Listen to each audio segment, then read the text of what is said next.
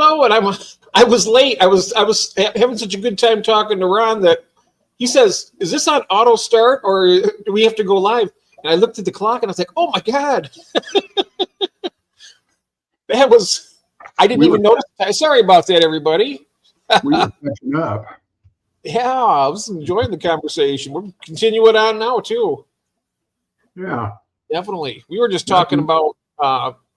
Ron was talking about starting another beta project. Yeah.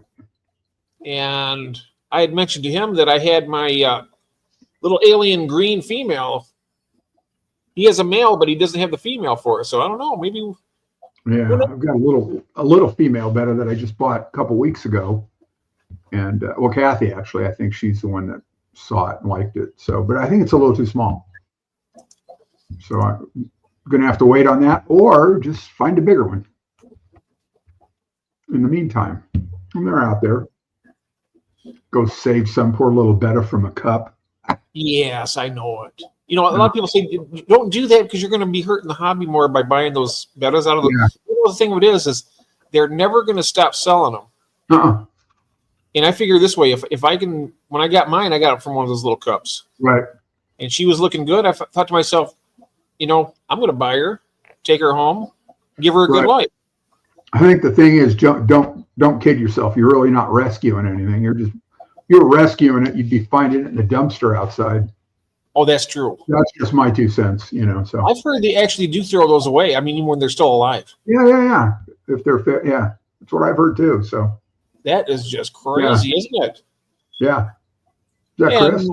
Hello. Let's say hello to everybody in the chat here. We got people coming in from all over the world. We got Gil's Fish Room. We got Chris from Canada. We have Humber Coy from the UK. Mike. All right. Yeah. We have Craig from Australia. Resident Alien 86. That's Tommy. Welcome in. Jody P. We have Swiffle is in the house. Hey, Swiffle. Down in South Florida. Wow. Welcome in, everybody. Yeah, very cool. Yes, very cool. I did set the link in the chat earlier. I'm not sure if it's still there now, but I'm going to drop it again. And we're having like an open panel. You can come join the conversation with us. That's, this is basically kind of like the pre-Christmas. I won't be doing. Of course, next Wednesday is Christmas Day, so I won't be streaming today. Yeah. But I figured today, and I'll probably do a pop-up or two in the meantime. I'm scheduled for Sunday, actually, so that might be the Christmas party we'll do. And that should be fun, too. And we have Bwizzles in the house. Hello, Bwizzle. Brandon, I dropped a link. If anybody would like to join us, feel free to do it. Don't be shy. But we were talking to Ron. He's starting a new beta project. That's interesting because I was thinking about getting that alien green male for her because she's a really bright green. I wonder what that would look like for. And Bwizzle's been a member for 3 months. Thank you, Bwizzle. Merry Fishmas. Merry Fishmas. Are those readily available? The alien ones? Yeah, I don't know that. Oh, you know what? We can go. There's a place we can go to that I can show you. I mean, it's interesting. Right. I think you might enjoy it. Yeah. Bah humbug, Mark says. No. Bah humbug. Oh, you're gonna get a lump of coal in your stocking. Yeah. Right. So what I'm going to do is I'm going to take us to a place that I've never. Right. I'm going to go look it up here. Let me find it. It'll be a surprise for everybody. But this will help answer your question and see what all is available out there in that arena. I'm just going to type it in here. There we are. Yeah, I'm going to bring this. Oh, thank you, Bwizzle. Thanks, Brandon. Thank you very much. Yeah, that's very nice. That is very nice.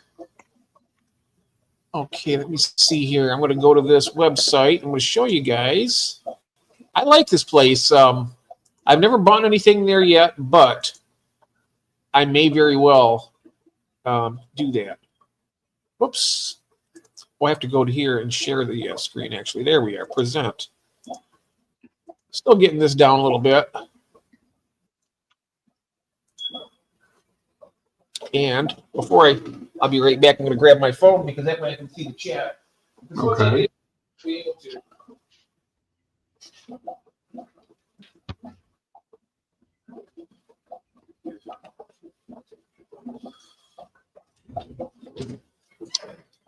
Okay.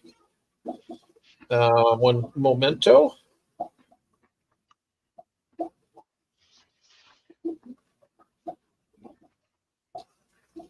Really? What's going on in Melbourne?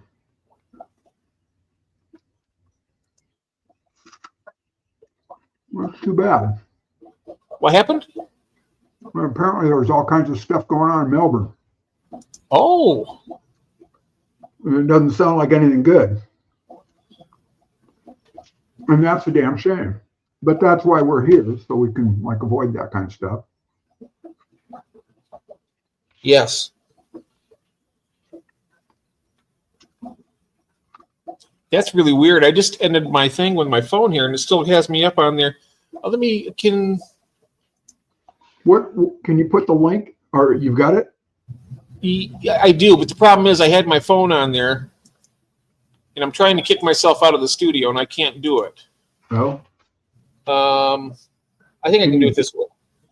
Yeah, just add your phone to the studio. There you go. And now I got to kick them. Remove. It'll only let me remove them. It won't let me kick them out of the studio, the other place too. Huh. Let me try this one more time here. Sorry about this, guys.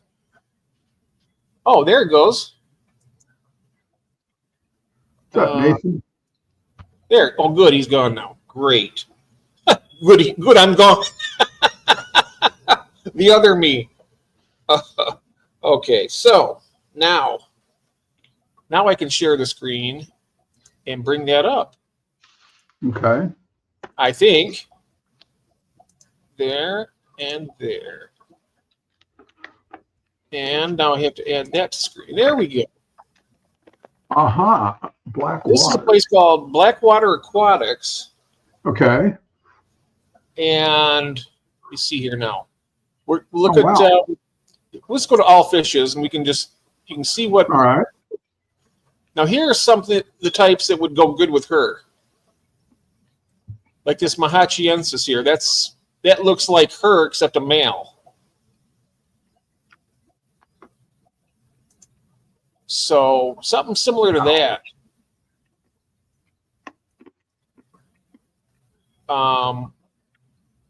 And the great thing about this place, you can start here, you can go, well, first of all, we'll just look at what's in stock.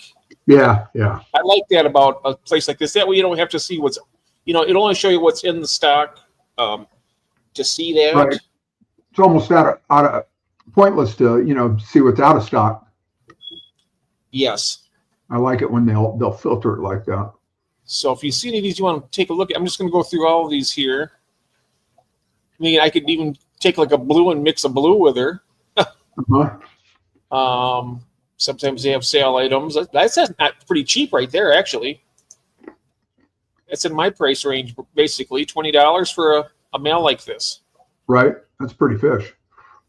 It is. Normal price on it is like $37. And they only do overnight shipping, though.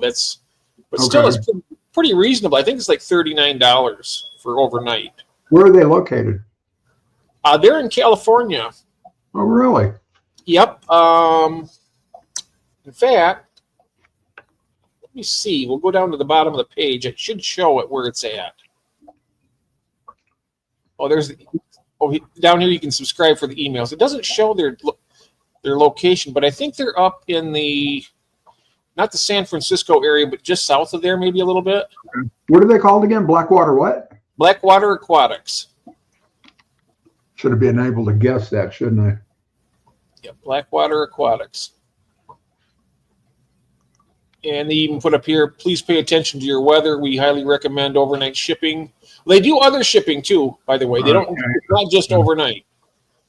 But for something like that, I would probably want to overnight it because they don't guarantee. Right. They don't guarantee the UPS 2-day. Yeah. But I find that I'm not sure if you got a better chance with the UPS than USPS. I don't know. Yeah, but, I don't know. In all fairness,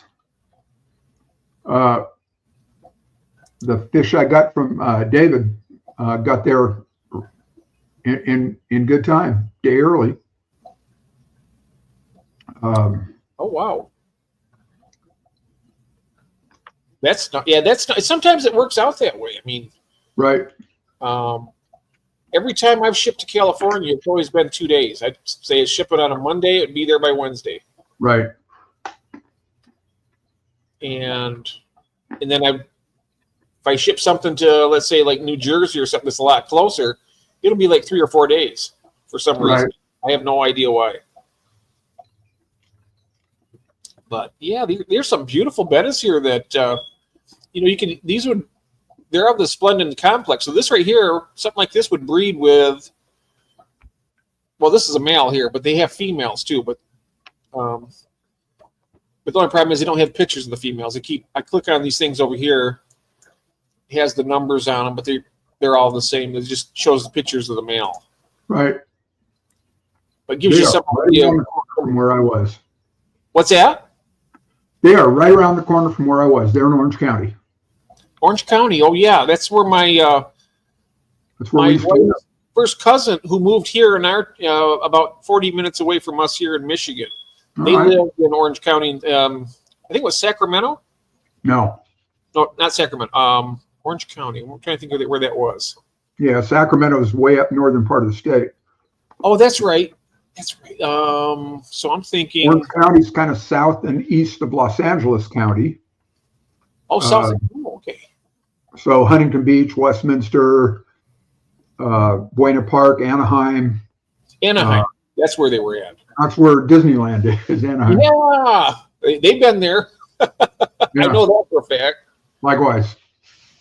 Yeah, I was Monday with my wife and I was just horizontal again for a couple of days. Oh, that's too bad. Yeah. Are they open year round there? Disneyland? Yeah.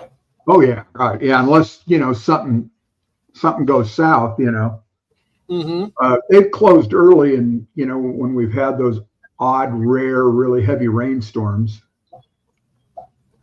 Oh, Aquaballs is in. Hey there, Brandon or George. I'm sorry, I've got so many good friends in here. Hey, there's Melvin is in. Muppet, Night Owl Aquatics.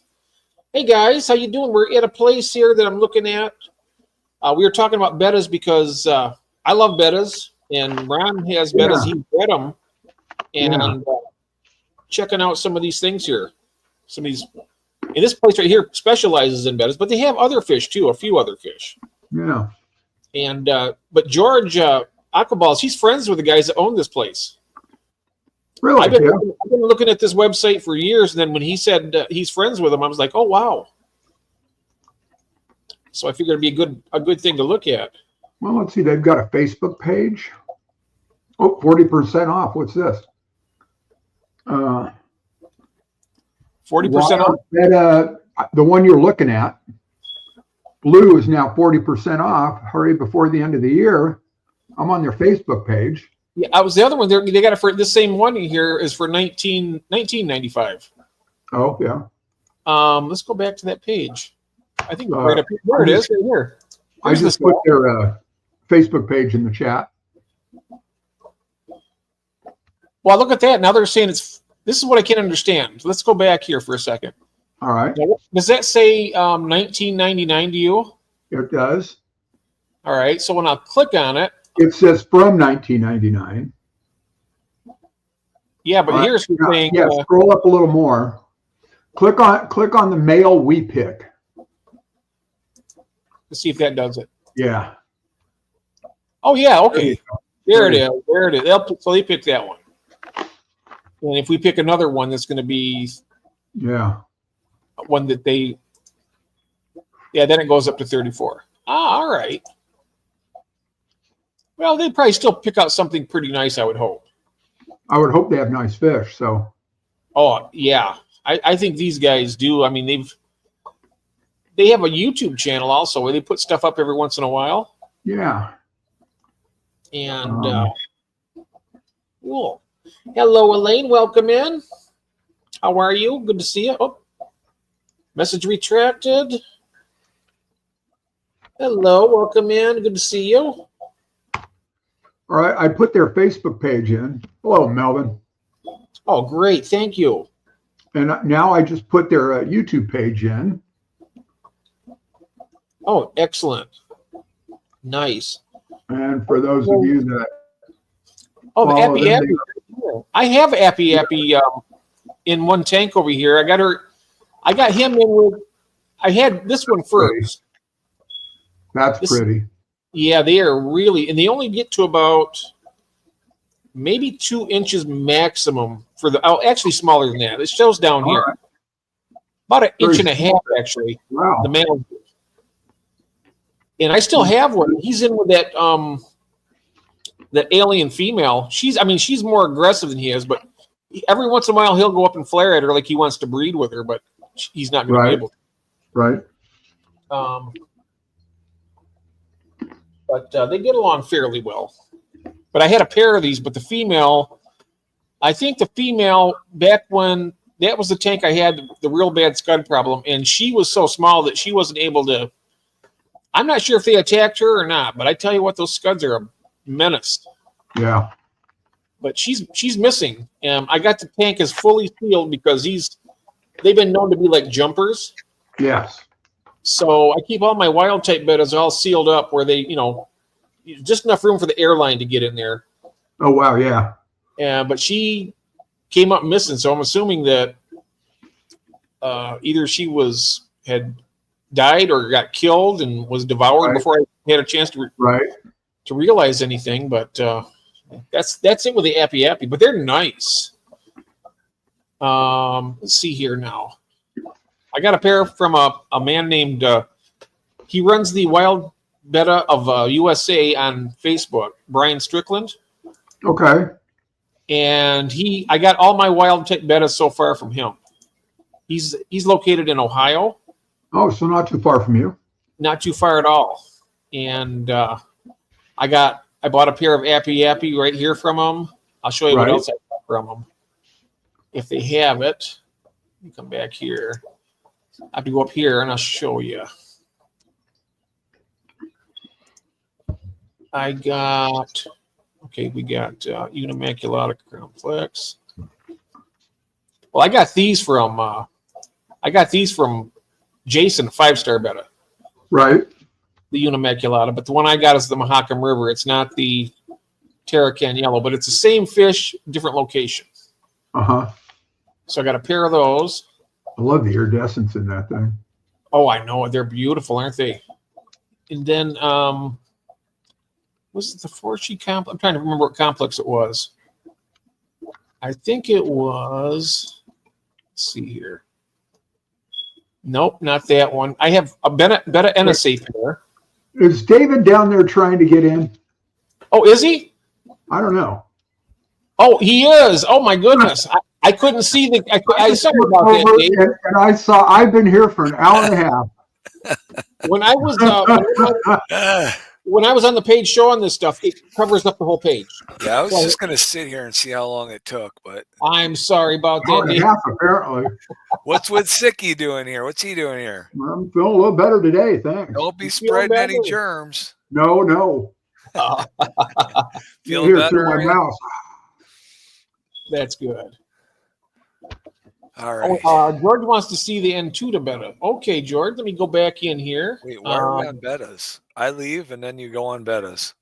Well, the thing of it is me and Ron were talking before the started. Look, here's the Antud. Oh wow! Look at that. Somebody's at the door. Hold on a second. Yep, we're here. Here's the Antud right here. That's for a pair. Best quality we pick. And then if you want to just get a male, 90, and a female is 90. Wow. So it is cheaper to get a pair of these. I don't have the Antuda. Those right there are really colorful. And these are mouth brooders also. Uh-huh. Yeah, there you go, George. Look at that. Isn't that beautiful? All the bettas I've ever seemed to get are too old to breed real fast. I had to buy them as juveniles to get them to breed. Yes. Once they get up to about a year old, I think they're aged out. Could be. Really? Up to a year? A year, I think, or a year and a half. I think then they get to the point where they, or am I mistaken on that time? Oh, Distractions. How am I supposed to learn anything about betas?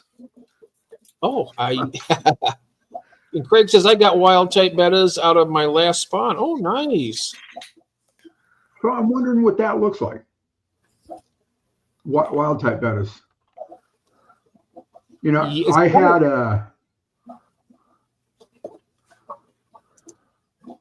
I'm trying to remember what the male was. I might have a picture of. Oh, that's cool. This is what they call the king of betas. This is a macrostoma. They get about 4.5 inches. They're beautiful. This is a male right here. You can tell by that big spot on the dorsal fin. I'm not sure if the female have that or not. But these are a really, really pricey fish right here. I think a pair usually go for, what does it see here? $250 for a pair. Wow. But these are mouth brooders also. So when like when your betas wrap around, he'll fertilize them and then he'll take them into his mouth and hold them for about, I think it's 12 to 15 days. And then when he spits them out, they're good sized little fry. You get them to that point. Really? They can take baby brine shrimp right off the get-go. Oh, no kidding. So they're free swimming. When he spits them out, they're free swimming. Yeah. They're free swimming. And same thing with all the mouth brooders. When they spit them out, they're ready to start eating immediately. Uh-huh. In brine shrimp or finely ground up flake or something.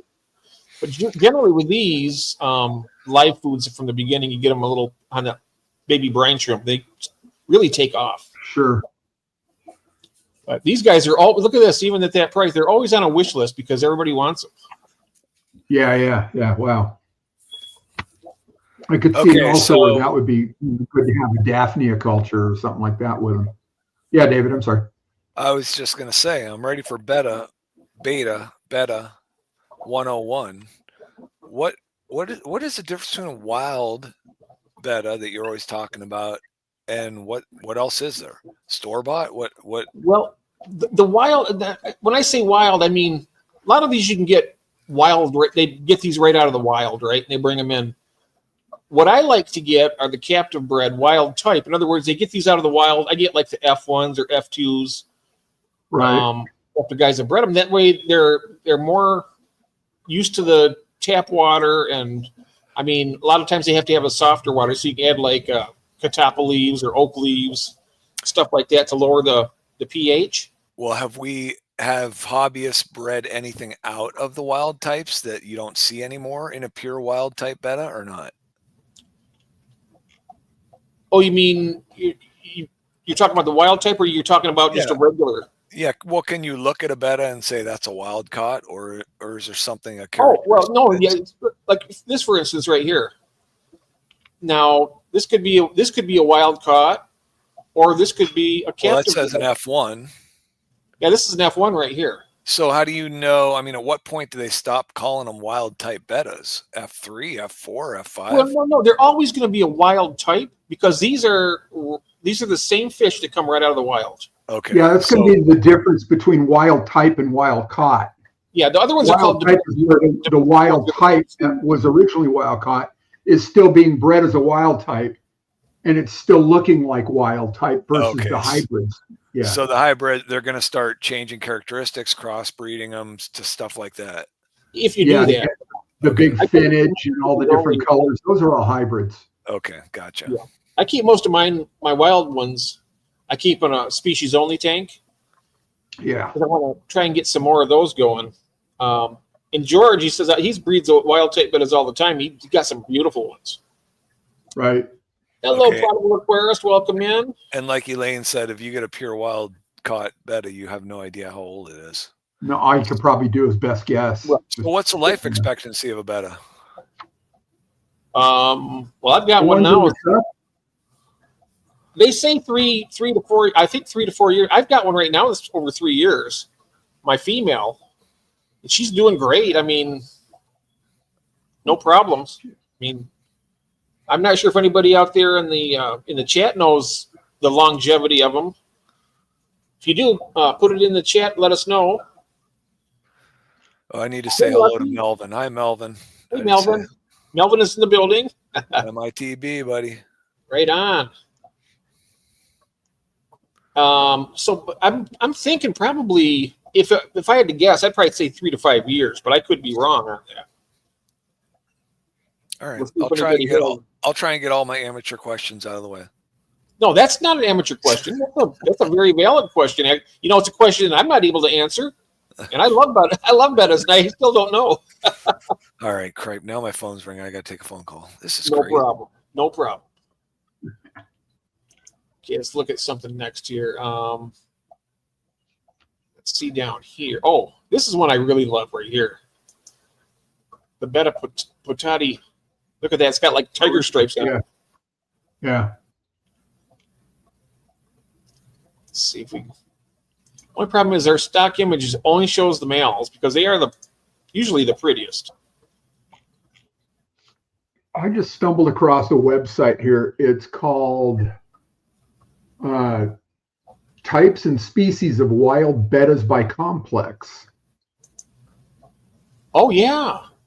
You want to pull that up? I'll drop this one down. Yeah, let me put the link in so if anybody wants to bookmark that for themselves, save it for later. Yeah. There it goes. So yeah, let's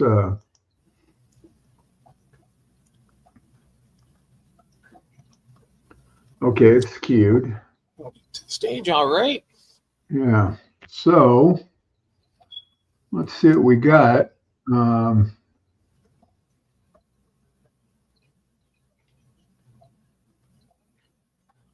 I saw a video once, actually a couple of them on YouTube. These guys that were collecting bettas out of marsh and swamp in Thailand. They're essentially, anywhere from knee deep to waist deep in these little pools of water amongst all this brush. Yeah, that's Frank. Grass. Yeah. That's Frank's wild. Putting them in like water bottles, and then sealing them up that way, and then get them all home and sort them out. Mm-hmm. So here's the table of contents. That was a guy named Frank, Frank's Wild Bettas. I seen that same video. Yeah. And they got they're absolutely beautiful little fish right out of the. Yeah, really. Yeah. And the one thing goes, you got to watch out for snakes. Great, I'm out. Oh yeah, I know. I wouldn't want to see any snakes in there. Not a big fan. And then, some good description. Well, there's, I got to go back and just read this page. I'm just scrolling through it. There's a lot of stuff here. Those are links, so they will take us somewhere, maybe further up or down the page. Sure. Ooh, that's a nice looking one. Yeah, unfortunately, these don't get any bigger. Oh, okay. Yeah, the pictures are not hot. Yeah, the Cochina. That's the Betty Appy Yappy is part of the Cochina group. Okay. That's what Yeah, here it is down at the bottom right there. Yep, that's the Appy Yappy right there. Mm-hmm. It's part of this complex, the Cochina complex. Yeah, there's generally the smaller ones, but they're really beautiful. I mean, they're very. And another thing about those, most of the wild type bettas, except for like the Umbellus and some of the other wild splendid groups, they're real. You have multiples in your tank because they're not quite as aggressive. Like the NSA I got 2 pairs and they don't fight. Oh, okay, yeah. I'm not sure if you can see an NSA in there. Ooh, that right there looks. The complex, do you remember? Is there a Pugnax? Yeah, right there. I think it's part of the Pugnax complex. It's NSA. ENISA. Yeah, that's what I have. I have 2 pairs of those. All right. But it doesn't show the pictures of all of them, does it? No. Yeah, it's similar to that, but mine are a little bit brighter colored, and they're the edges of their fins have a little more.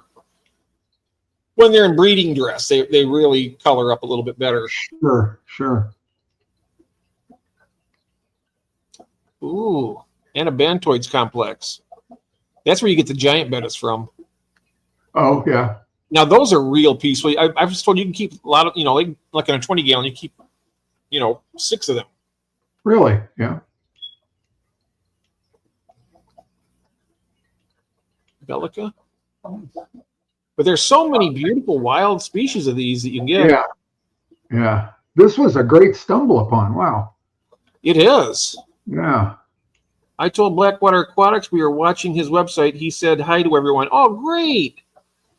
Is that Ann or is that Henry? Ann Trin? Well, they should. Yeah, George, tell him to get in here and get on the chat with us. Yeah, so he's welcome. Let's see here. That was somebody in your chat. I am so sorry, Jeff. Is that a no? You're fine. That's no. I put the thing out there. Anybody wants to join?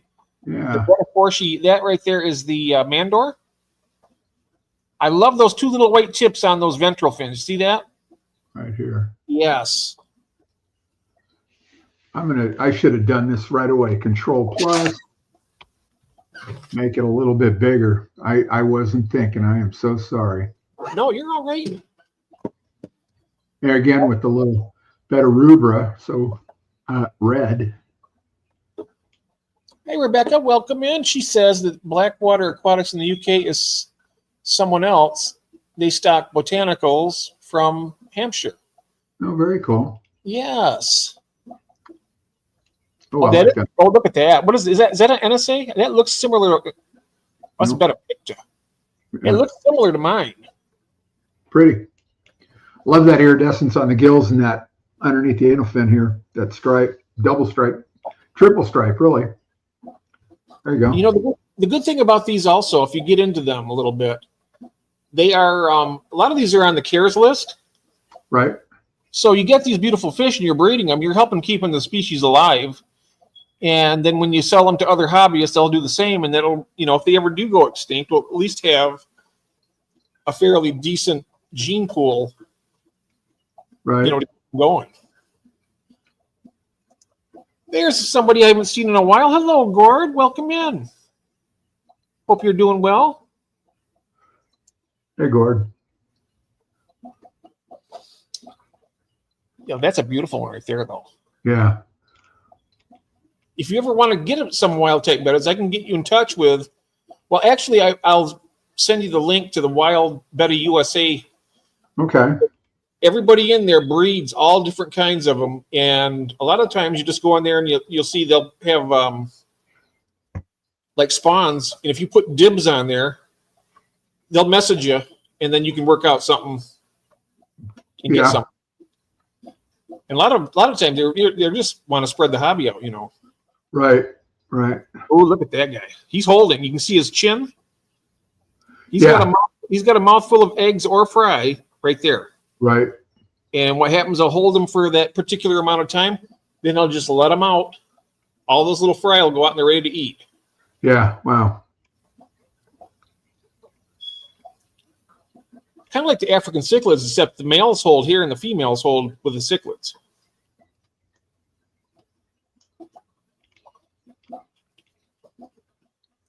Hello, Stephen P. Welcome in, my friend. Well, there you go. I knew I liked that young man for some reason. Yeah, he's a good guy. Thank you. Hey, Stephen. What those are really, really nice. Yeah, that's not bad. Let me kill that page. And again, the link's in the chat if you're interested. If anybody wants that page, go back and grab the link. Absolutely. It's called wildaquarius.com is what the link says.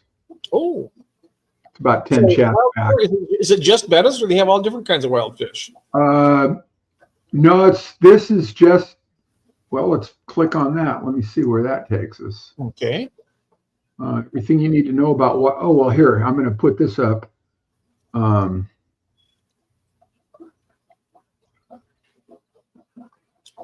Okay, you want to share that one? No, please? I didn't mean to do that. Add to stage. That was a mistake. There it is. I was trying to add that to stage, and I accidentally clicked on David. Hello, Glenn. Welcome to me. So this is the whole, wow, Wild Aquarius. I guess I was on one of the pages. Let me just put the whole thing in there. Okay. This is their homepage. Betta filter guide. Wow. Betta feeding, betta lighting, betta filter. What a marketing strategy. Yeah, really, huh? Do that with the betta foods too. With the food. How long can a betta fish live without food? Epsom salts, fungal infections. I could go for some Epsom salts right now. Really? Yeah. 2 days today, 5 hours in 34 degrees and rain and working outside. Oh, how nice. Wow. Oh my goodness. And that's I was soaked. Yeah. No fun at all. 3 pairs of gloves and Yeah. SC Catahoula's welcome in. So there's a bunch about betta diseases here too. So Yep. hey, Junior. wow. I have to bookmark this. There he is. Hello, David. Hi, Jeff. Hello. Hello. How are you? Anybody would like to join us up here on the stage for our little get together? It's great. Everything you need to know about wild betta fish. Yes. Yeah. I like wild and domestic. I mean, everything about them. They don't get big. The wild ones are peaceful. The wild ones are smaller? Yeah. Well, there's some of them are small. Some of them are real small. Like the betta Appy Yappy, David, you'd love them. They're just little red, beautiful little, like a blood wine red fish.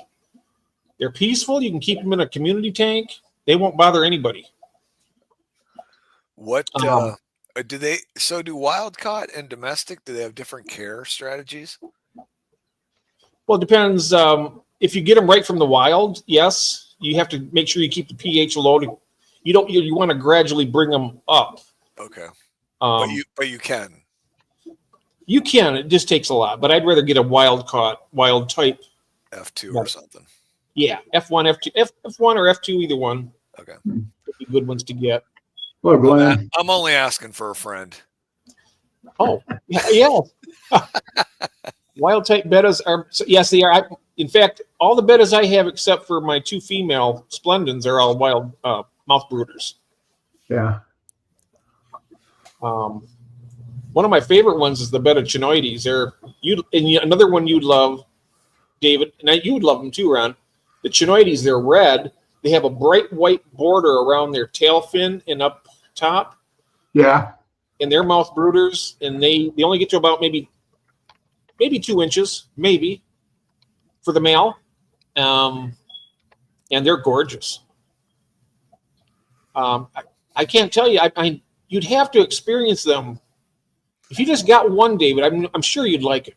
George says you got to worry about diseases in those wild caught ones.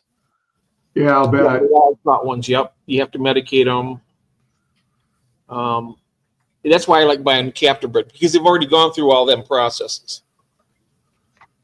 You'll get them healthier. You don't got to worry about all the medications too much. But they are just really interesting. I mean, you can keep them in the tank with other fish. In fact, I raised my NSA up with my black mollies, and they got along great. The only problem I had was the male mollies. They're crazy. They just kept wanting to breed with that female betta. And they did the exact same thing they do to the females. They get right upside of them, down goes the thing. And it was crazy. It was like he couldn't tell the difference.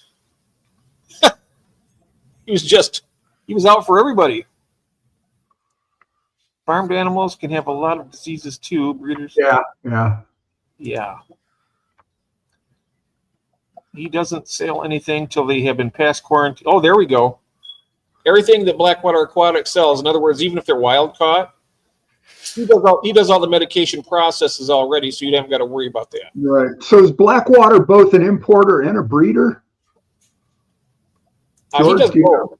He does Yeah. both. I know he breeds, and he also gets. He actually went to Vietnam last year and did some collecting. I'm not sure if he goes every year or not, but he went to Vietnam and he did a bunch of wild caught and brought them back. But he does import a lot of different species. Right. There you go. That's what Tommy says. Knock on wood, I've had no issue with parasites catching wild fish and putting them in my tanks. Yep. Are they all from Blackwater? I assume the wild basically loved. No bacteria resistance. Yeah, they come from really low pHs. I see something like 4 pH. Like here in my fish room, everything's usually about 7.5 usually. Yeah. That always amazed me. It seemed like 4 pH, you could strip paint with that. Yeah. It's really acidic. Another thing too with it, when the lower pH, from what I understand, is that ammonia is not lethal like it is with a pH of over 6 on up. Oh, interesting. Down to like 4 or something, I guess it becomes non-toxic. I read something to that degree. I'm not really positive. You know, I'm sure somebody out there knows. I know Stephen would know more about that. Water chemistry. I don't think it makes sense. All betas are Blackwater. I know some are found from areas which are more of a reasonable flow. Yep, there's all types of areas. There's a lot of different betas. Yeah, and and another thing about the wild betas, the ones I have, they're great swimmers. They're not like a fancy, nothing against fancy goldfish or really long fin fish. They kind of wiggle through the water. These guys swim. I mean, they can move.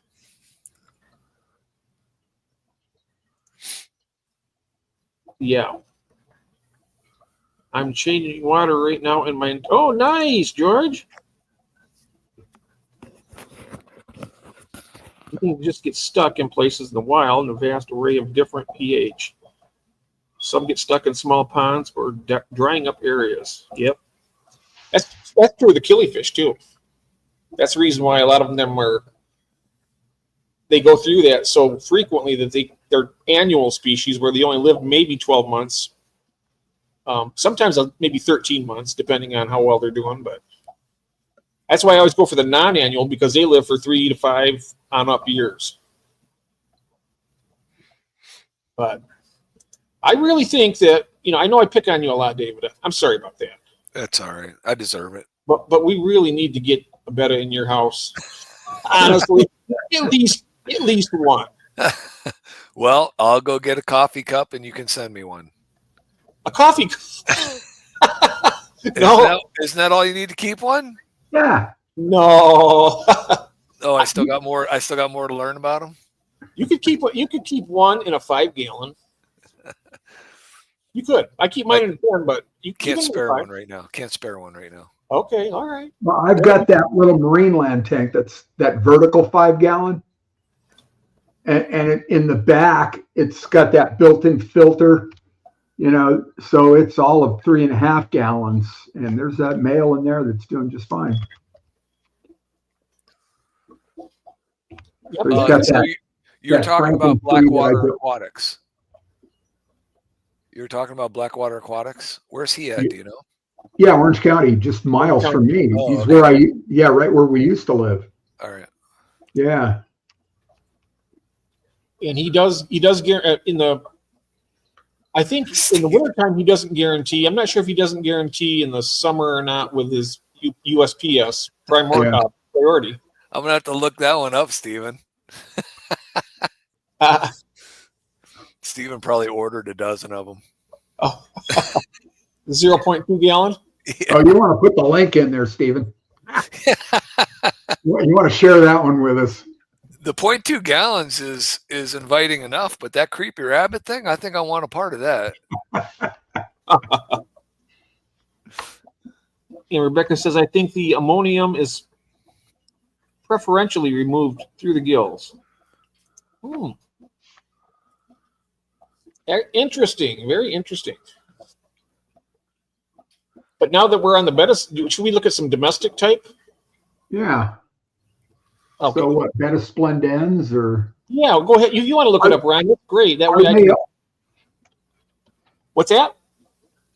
Yeah, but Beta splendens, just the domestic type. Okay, let's see. Well, one came up was Beta splendens wild type. Okay, so domestic. Does Dan sell betas? He does sell a few. Every once in a while, he'll have some betas on. He does the wild type. What Yeah, spot? here. What spot does wild type and some other betas too. So if you want to pull up wet spot, you can do that too. Oh, all right. Well, I this is just a Google image page right now. Yeah, thank you, Ward. That's what I was thinking of right there. The ammonia exists in alkaline, and ammonium exists in the acidic water. And Melvin's watching cartoons right now. Hey, Melvin, silly rabbit tricks it for kids. Oh, here we are. Add to stage. There we go. Now, those have a little bit longer fins than what I like. I like the ones with a bit shorter. Like maybe that one. Hang on. Second row, third one over. So that longer finnage and stuff, that's got to shorten their lives, wouldn't you think? Yeah, I would think so. I mean, it makes it. They have to exert a lot more energy to swim. Yeah. Right. But where are these here? Let's see. Are those considered koi type? it looks like it. That looks like a placat. That's what I like. Is that type of fin? The placat has to do with the tail. Is that right? The tail, and I think the body gets a little bit bigger, not huge. Okay. And then the half moon is the big full tail, a big rounded tail. The bigger round tail. Yep. Okay. Which is still not too bad. I like that one in the lower right hand corner. That's what I. Lower right hand here. Up. Well, let me see. You went down a little bit further than that. Right down there. Right there. That size. All right. That's what your typical placat would look like. Thailand betta fish, yeah. So I think the male that I used was a placat type. And the female, she's in the tank out there. I don't remember. They were PetSmart specials. I just put Sam in timeout. What did you do that for? He said beep. Wait, I'm just kidding. Who did you put in timeout? Why are we yelling? Oh, what did he say? Beep.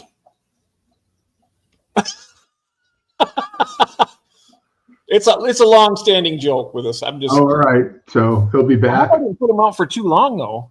I didn't give me a try. I just said put in timeout. 4 days. Oh, I hope not. Sam, if you can hear, I mean, geez.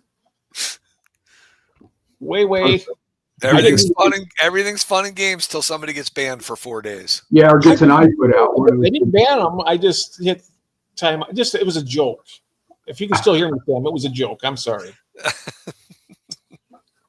I thought it was a. Did you happen to catch any of Branton's stream last night? Branton? Yeah. No, I didn't. He went on last night. I woke up just in time to see a little bit of it. I did not participate because I was half asleep, but he was on, Jake was on, Jeff K was on. So they were all Wisconsinians. How do you say that? Whatever. Yeah. And Mike was in the room, and Brandon said, "Oh, I guess we got to throw Mike out of here." So it's a Wisconsin only room, and Mike disappeared. And Brandon felt really bad. He thought Mike got mad at him and left. And Mike was gone for like 3 or 4 minutes. And Brandon's like, hope I didn't make him mad. Are you out there, Mike? Well, here Mike's internet had dropped off right at that exact second. Great. Oh, no. Was it 5 minutes? Oh, no. Stephen P. says, just kidding, except the 5-minute timeout is irreversible. Oh, you can't change your mind, huh? Nope. So he's out for another probably 4 minutes. Uh-oh. If he comes back at all. I'm sorry about that, Sam. I did 300 seconds. Oh, is that what it was? 300 seconds? It goes faster than you think. Yeah. That's 5 minutes, isn't it? Wow. Do not pass go. Do not collect $200. Right. Was All it right, Brandon? Oh, yeah. So what happened on Branton's? You were saying. I don't know if he did. I don't know if that's how he started. He was spending a lot of the time trying to figure out how to work that StreamYard from his phone. But yeah, he was, because he's in Chicago with some kind of hashtag Wisconsin Brian. Brian, welcome in. Yeah, there's a few of you guys out there. I went. I was going to go on live last night. On the Tuesday night, because Ron wasn't going to be there. I figured, well, maybe I'll go on 10:30 or something. I got there just ready to start out. Then I seen that George had started it, so I was like, well, I better. George RB3. So I was like, yeah, well, and he was scheduled in the in Fish Fam. So yeah, I saw you were the first one out for his prize. No, I was the third or fourth one out. Oh, okay. He waited that long to get you out there? No, hey, Brian. I think I was number 4 out of the 7.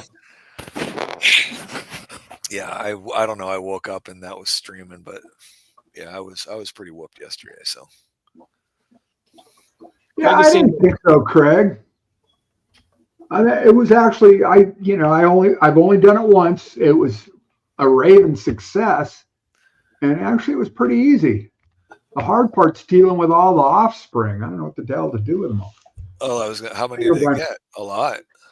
Well, I got over 30, and they're still all in that 29-gallon. I don't know what to do with them all. I'm going to have to put them all in a bucket or something, take them to the local fish store, and I guess I could put them. I had seen this thing on Facebook Marketplace. It was this vertical rack with what looked like a bunch of maybe 2-gallon tanks, and it would be perfect to spread out a bunch of individual betas. So I'm thinking, if I put them on eBay, take pictures of them, how the hell am I going to figure out which one that person bought? If they buy one. So, well, did you ever watch and follow KG Tropicals? No. I saw John and Lisa. Yeah. Did you see her beta setup? Yeah, I did. I was watching. I was watching him briefly. He was on a rant about the vendor they were getting them from, doubled their prices or something like that, and that's the last time I saw it. So, well, I don't know that he even had that rack built for a year, and then they got out of the betas. Oh yeah. And I was under the impression that they were doing a very good business with those betas. Yeah, and it sounded like they were until the vendor changed prices. Huh. Tommy, that place you're looking for is called Band, BAND. That's where you can also put your fish on there for sale. It's kind of like Facebook, but they allow that. You can start your own band page and put your fish on there, and you can even run raffles and stuff, which is actually a really cool idea. I know that some people had, what's his name in there? Not Frank's beta. Man, I'm not sure, but they have a wheel. You get 30 people. They all put in $3 each or whatever, depending on how much you're selling your pair of fish for or whatever it is you're selling. And then they do a drawing on it. Huh. And then it's pretty cool though. That way, you're taking a chance. But you can buy more than one. I mean, see, some bought like seven doing that? groups. On Band they have that. You can do Don't you have to? You're getting into a few legal issues with that, aren't you? Trying to set up a raffle like that? No, they do it all the time. Huh. On Band it's legal. Brian, are you then taking photos of each individual betta and selling those like off out of a numbered tank? That's what Lisa was doing, right? She was taking pictures of every individual betta so that when you bought one, you were getting that exact one that she had. In that tank. And I was wondering if Brian was talking about KG Tropicals, 24 1-gallon tanks with the 20-gallon sun. KG had more than that. Oh, okay. Brian's talking about his setup. He did the 20. I see. Yeah. Okay. With the sun. You'd have to, so that, and number them somehow. So, right. If, and I guess, on eBay, you could, assuming they're all the same price, you could take 20 pictures and put a number on each one and, have them tell you, what number you want. And, eBay is another one that they help with the shipping as well, Tommy. Yeah, you get away with building one listing that way. But I think on Band you can do that either way. You can either try to put them up for sale, or you can do the thing about the raffle is you don't hold the raffle until all the slots are filled. So in other words, you can have up, I think, from 10 to 30 slots. Right. And say you got you got some fish you want to sell. You'd normally sell them for $10-15, and you got 20 slots, and everybody's the $1 to get in. Brian, what'd you build a rack for if you're not selling bettas? Who did? Brian built a rack for Foxy, but they said that we don't do bettas, not worth it. Oh, bettas aren't worth it? Oh. Oh, GetGills.com, yes. People spend a lot of money for those bettas. I am looking at Band. Is it band.us? There's GetGills Aquabid. There's was that one called Vivi or something like that, or what was that called? It went on for a little while. Okay, I'm looking at one called band.us. Everything's in pounds. Hey, Mark, welcome in, my friend. Good to see you. In fact, we were just talking about killifish a little while ago. This guy right here is the source of killifish. Anybody wants to learn about him, from Pile Aquatics. He's really good with them. All right, yeah. In fact, we're going to have him on the show here at some point when he has the time. It's massive work. There's quite a bit of, what do you call them, like groups, clubs, killifish. The one, that one I went to last April in Surprise, Arizona, was part of a killifish association that put on that talk.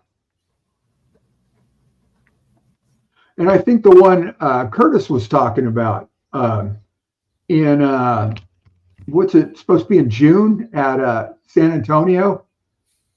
Georgia, Sam's back.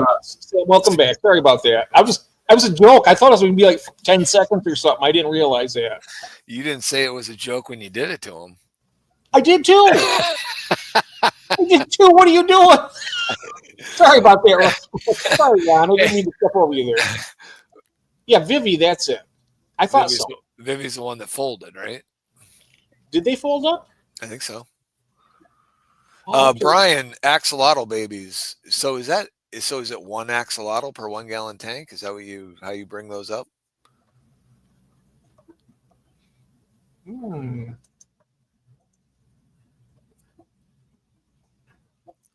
I'm not sure about the axolotls. Oh, Brian's going to answer me, I hope. I wouldn't mind trying them though, just for the experience and having fun with them. Be kind of cool. I love the bettas though too. I mean, the wild type you can keep many in a tank. You can keep like regular fish. Okay, so what is the story with bettas? Everyone says you got to keep a betta by yourself. Well, that's because the Splendens complex, the males get really aggressive. But here's the thing though, Ron has Splendens all together in a big 75 gallon? No, 29. 29 gallon. And they get, see, the thing of it is, if you have, it's like African cichlids, you got aggressive fish together, you don't want to have just 2 or 3 because they're going to say, okay, there's my enemy over there. There's my They're target. not going to say, who's this guy here? Who's this guy up here? Who's over here? You know, they're going to be like, they're going to be holding their ground. Look at talk about Branton, and then he just shows up. Hey, Brandon. Brandon, hey, Brandon, welcome in. Hello, Roxanne. Axolotl babies that way. Yep. Yes. Sam, sorry about that. Like, you know, with the tank full, that any kind of aggression is really limited. There's a couple that look like they're kind of sparring once in a while, and then they just go off and do whatever they were doing. You know, I think that's part of the key is to have enough. So. Oh, hello, Roxanne, axolotl baby rack. Ooh. Oh. Nice. Hey, Brandon, welcome in.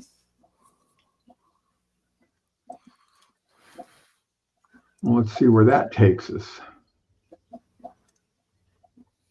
Yeah, you're right about that, Rebecca. The males and females can be sassy. Females can be pretty aggressive. Now, I think I haven't seen him in a while, but the pair that I got from Jason, he gave me a placat pair. And at first, the male was kind of like, you know, the dominant one. And then she started to turn on him, and he's no longer in the tank. And I've checked everywhere. I don't know. Oh, wow. So you shouldn't keep males and females together unless you're trying to breed them?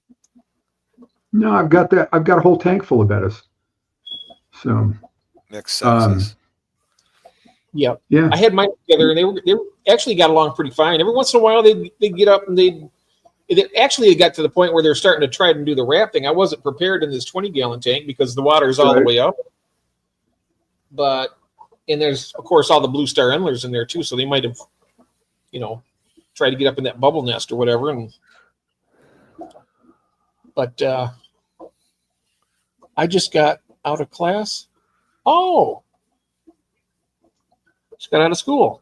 Back to school, Brandon went. No, we weren't saying anything about you. Roxanne, Brian, either one of you, are those just plastic 1-gallon jugs you've got that to make that wall? They look like they're plastics, some sort of plastic screw top jug. They got those are the axolotl wall, I'm guessing. Kind of cool. And then there we go. Can you drop the link to that? Is that up there? She did. I think they might both have. Let me. You go and play that? Yeah. Yeah, I've got it up. Hang on. Let me. All right. Thanks. Let me find it here. Yes. Yeah. All right. It's queued. Oh wait. Now it's queued. Here we are. Here we go. End the stage. All right. Let me. Oh, I don't know if I can make this any bigger or not. It's a movable rack on wheels, and yes, those are 1-gallon plastic jugs that are screw cap, huh? Oh, wow. Look at that little guy. Oh, wow.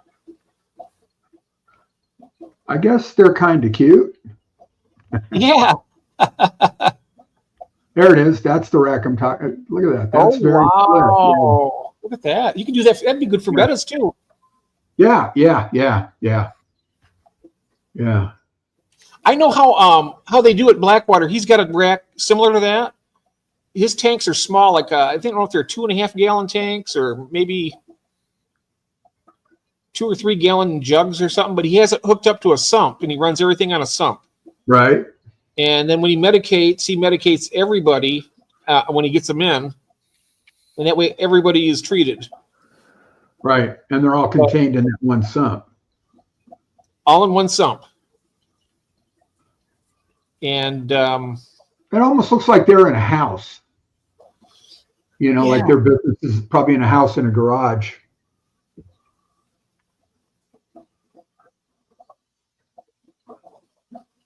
All right. That's pretty slick. It is. They spend their life all underwater too, because those gills. I know some of them they'll metamorphose, not axolotls, but some of the salamanders will have those for a little while, but then they become more land oriented. Terrestrial. Yeah, that's it. But they still go in the water, but they just can't breathe underwater like they used to. But those can. My head hurts. I'm not going to live. Not going to lie. Well, that's better. I'd rather have you lie than not live.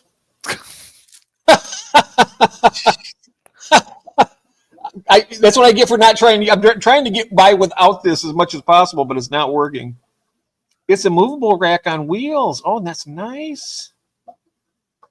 Would work too if you're into that sort of thing. I'm not really. I wouldn't say I'm whole hog into betas. I like the wild type betas because you can keep several, and they can breed. And sure. I mean, you can't breed with several in the tank, but you can keep them together. Right. You breed them. You want to have a male and a female, and that's this little male next to me keeps blowing bubble nests. But I don't see. Well, you know, I might have seen a nest once, maybe twice in that 29-gallon tank with everybody. But yeah, that's not going to. For one, it's too deep, I think, to breed. When I spawned those beds that one time, there was only 5 or 6 inches of water in a 20-gallon tank. So. Well, we don't judge fish here. Some fish are better than others, but everybody has their place, right? That was cute. My tick token is flying along. I went 150 to 715 in a week. I'm pretty happy with that. Oh wow, TikToking.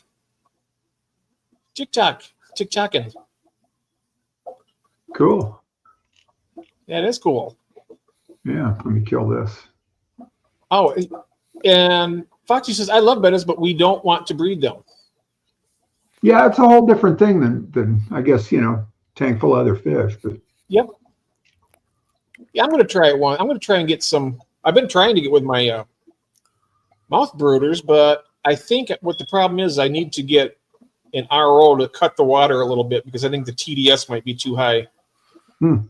But I've had them holding. I've had all the males have had mouthfuls of eggs, but they seem to keep swallowing them instead of holding them. So I'm not really sure why that is. I know that seems to be a problem mostly with that macrostoma. We've seen that big red one. Right. Yeah. Those are really difficult to get to carry to term, but once they get there, once they get past I think it's 5 or 6 days, they'll tend to hold them for the rest of the period, which is another 7 days. 7 days. All right. Yeah. All right. Hey, Sarah. Hi, Sarah. I like the 1-gallon pickle jars. Yes. Yeah. What are those? They look like they're flat-sided and got a handle on them. I've got a big jug like that came from, I can't remember who they are, where I bought a bunch of freeze-dried brine shrimp and Tubifex worm cubes, big 1-gallon jug like that. I like those. That I like the idea that they stack side by each like that. That's a good idea. Yeah. And being plastic, they'd be easy to drill, to put on a sump. Fresh water. Yep. And Prodigal Aquarius, I bred betas once back in the 80s, 2-gallon slate bottom tank, success, but then moved to England and got rid of all my tanks. Oh, wow. Yeah, I used to have tanks now, right? Prodigal Aquarius, you have some tanks now, right? The old metal frame tanks. I loved those. Oh yeah, that was my second type of tank. My first tank was it's like a 10-gallon Aquan. It looked like it. Yeah. But then I got a 5-gallon metal frame tank. Then I got a bigger one. I think it was a 20-gallon, like a 20-gallon tall metal frame. And they all had the slate bottoms in them. Yeah. I wish I still had one of tanks. My first was a 26-gallon show, and it was skinny, and stainless steel framed, almost the same size as the 29 gallons that are, the standard 29s. Nice tanks, bunch of tanks then, and gave them all away. Regret that now. Right. So we got kind of a running joke on here with David, though. I've been trying to get him to get a betta for his wife. The reason why I'm doing that is because she came onto one of my shorts. I had that alien green female. She goes, "Oh, what is that? That's pretty." I know. I don't let her go online anymore. You know what? I don't let her go online anymore. Yeah, it's going to cost you too much money. No, I don't want to do that. No, but that is nice. So they make a nice pet. I mean, you don't have to breed them. You can just get a nice one and just take care of it and enjoy it.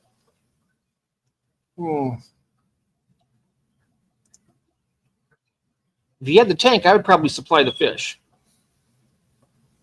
Yeah. You supply the tank, and I'll get the fish. Oh boy, that would make a nice New Year's gift, wouldn't it? Yeah, 2030. No, 2030, 6 years from now. Nah, or 5 years, a little over 5 years. Yeah, Merry Christmas, everybody. Now, next Wednesday's Christmas, so I'm likely not going to stream. Likely. I mean, everything's possible, I guess, but I doubt it. Yeah. Well, no, I know for a fact I won't, because we're going to be at Kathy's sister's for Christmas all day. I think we're going to stay the night, too. So. Yeah, you won't find me. No, we won't be here at Christmas, but we will be here on Sunday, though. I already got that scheduled at 10:30.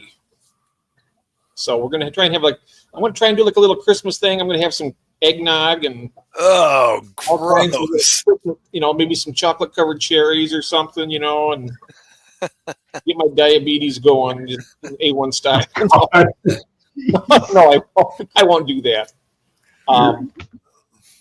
I've got something in the queue there, Jeff. Yes. Who just put this up?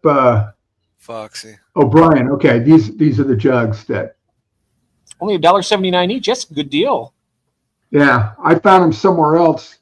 I don't know if they're thicker or what, but they are $3.50 a piece.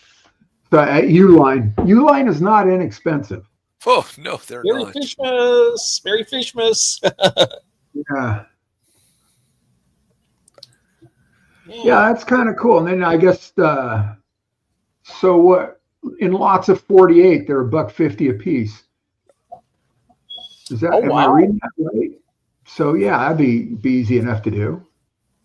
Oh yeah, good luck, Brandon. Oh, lots of 50 or $1.50 a piece. That's what it looks like. Chicago. Okay. You know what? If I get a male Splendid for her, maybe I can go in on it with you. But how much would it be for ship? But you can't ship both things to places. No, they're not going to split that. So we have to get them. Drive over and get them from them. Yeah, I'll drive to the Palm Desert. Sure, I'll be over there in a couple days. I guess these are about half the size. Those were 1 gallon, weren't they? Or 1 gallon, I think. Yeah, 1 gallon. All right. So reasons and orange slices. Yeah, the other one. In fact, you know what? That would probably work too. Because with lids is more. They don't. Yeah, but they don't need to be filled to the brim. So 64 ounces, what? Half a gallon? Correct. Brandon says, I'm on my way to Stefan's. Wish me luck. He's deep downtown. Okay, if you don't come back, we'll send the. Yeah, right. We'll send nobody. Don't put the lotion in the. I'm sorry. Forget it. Brandon, I'm kidding. Stefan's a great guy. Yeah, you'll have fun. You'll have fun there. Do a couple of shorts over there. Yeah, yes, really. Absolutely. He's got some stunning tanks. His Planet tanks. Oh my goodness. Yeah. He's a CO2 user. Yep. Yeah. So yeah, say hi, Brenton. I like Stefan's channel. Yep. So this would work. They're a little cheaper. Oh, for a lot of 87. That's a shit ton. Pardon my French, but that's $1.29 for that one. These are a piece, yeah, or $1.04 for a lot of 80. That's a weird number. Above what? $1.04 for what looks like 87. 87 cents? No, 87 units. If I'm reading that right, a lot of 87. That's an odd number. I bet it's if you get a certain amount, probably drop the price from $1.29 to 87, probably. Does right? that help? Isn't that how it's working? Does that help? I made it a little bigger. Oh yeah. Yeah, I don't need 87 of the damn things. I don't know where I put them all. Oh yeah. How much is one for dollar? What is the $1.04 price? $1 for a lot of 87. If you buy 87, it looks like if you bought 87 up to 173, you're going to get them for $1.04. And if you buy 174 or more, you're going to get them for 94 cents a piece. Is what I think I'm seeing. Boy, that's a lot. It's a lot of Darlene, thanks. Well, just think, you could always use those for shipping, like something to somebody, I guess. Yeah. I heard of people using like pop bottles to ship their fish. The big 2 liters. Right. Yes. Well, I saw that with Tazawa Tanks was shipping stuff to Corey. What's his name? God, I can't remember his first name. Dean? No, Tazawa. Oh yeah. Zenzo. Yeah. Shipping to Corey, bunch of cichlids, and I don't remember what they were now. But he was using the little. He was using Gatorade bottles, wasn't he? Gatorade bottles, yes. And those are stiff as hell. You can barely crush those standing on them. And when they've got something in them and they're the cap's tight, they're not going anywhere. So this says tough recyclable pet construction. I don't know what that means. Ultra clear. Hey, Darlene, welcome in. Oh yeah. Yeah, I kind of like that.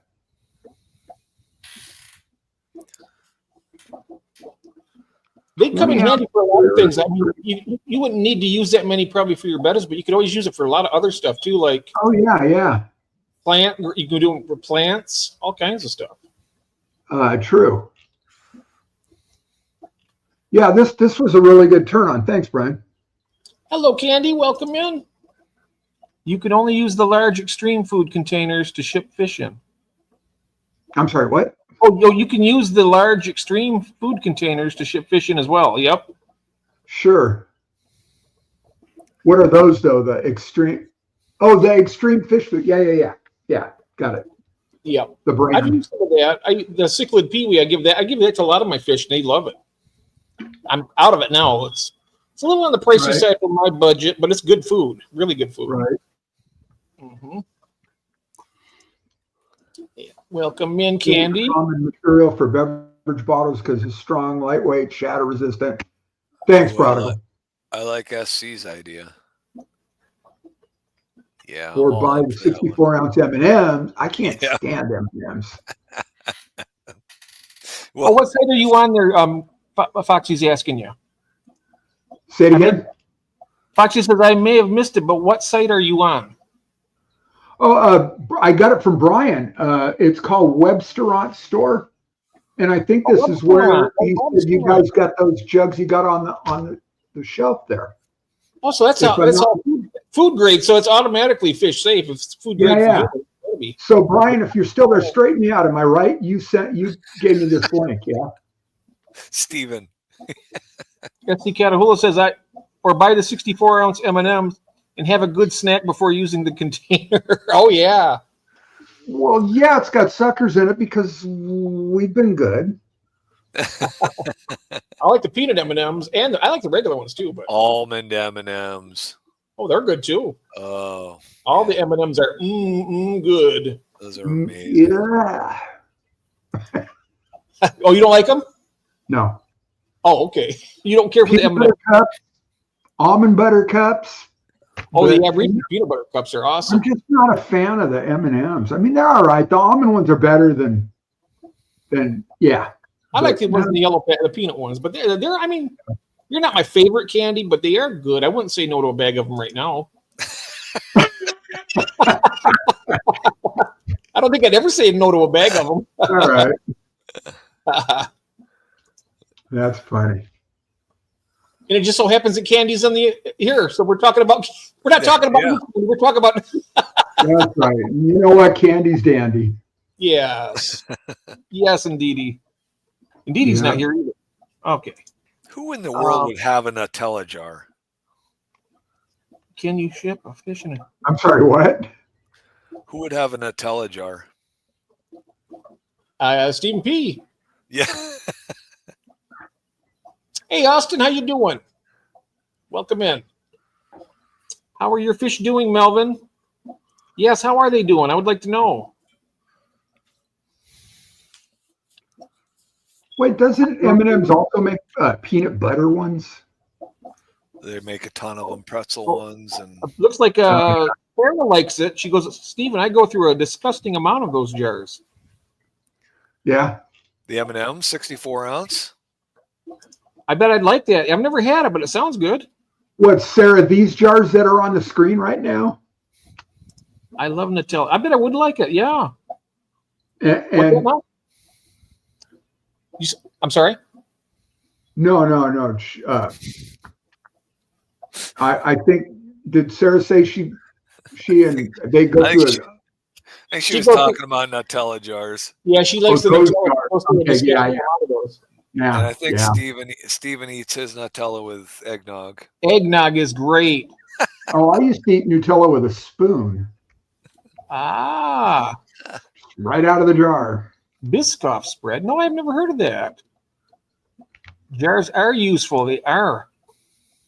The peanut butter filled pretzel containers would work too. Oh, yes.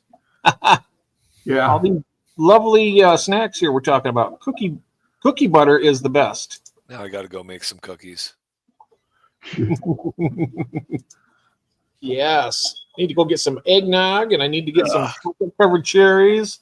Oh, Austin's here. Hey, Austin. Yeah, I am a little bit today. Thanks. Yeah, I'm sorry I bailed on you the other night. You know, when you're not feeling good, you're not feeling good. Your health is the most important thing. I just felt like I got hit by a bus.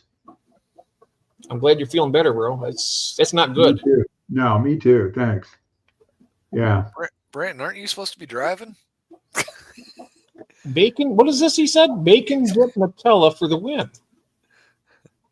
Bacon dipped in Nutella. Oh wow! I shouldn't say anything. I've never had Nutella, so. What is eggnog made of? It's hazelnut. Eggs are made in it. As use egg, cream, other stuff, nutmeg. Now it's not the kind I drink. Isn't the raw stuff? I mean, you see, like people would make it fresh, and they don't pasteurize it or anything. So you're drinking, it's not cooked. But the kind I get is ultra pasteurized. So it's like getting milk, but it's just better. Yeah. It's just delicious. Do you like it, Ron? I haven't had eggnog in a long time. Once in a while. I don't go out of my way for it. I do at Christmas time. It's a tradition with us. Me and good. Yeah. We always have a little toast. We got these really cool little clear glass little mugs, and we just clink them and drink them. Right. Some traditions were just meant to end. No, that's what I hope never does. Back in the old days, with a little rum or a little Jack Daniels in it. But I quit doing all that a long time ago. Hello, Dino. Welcome in.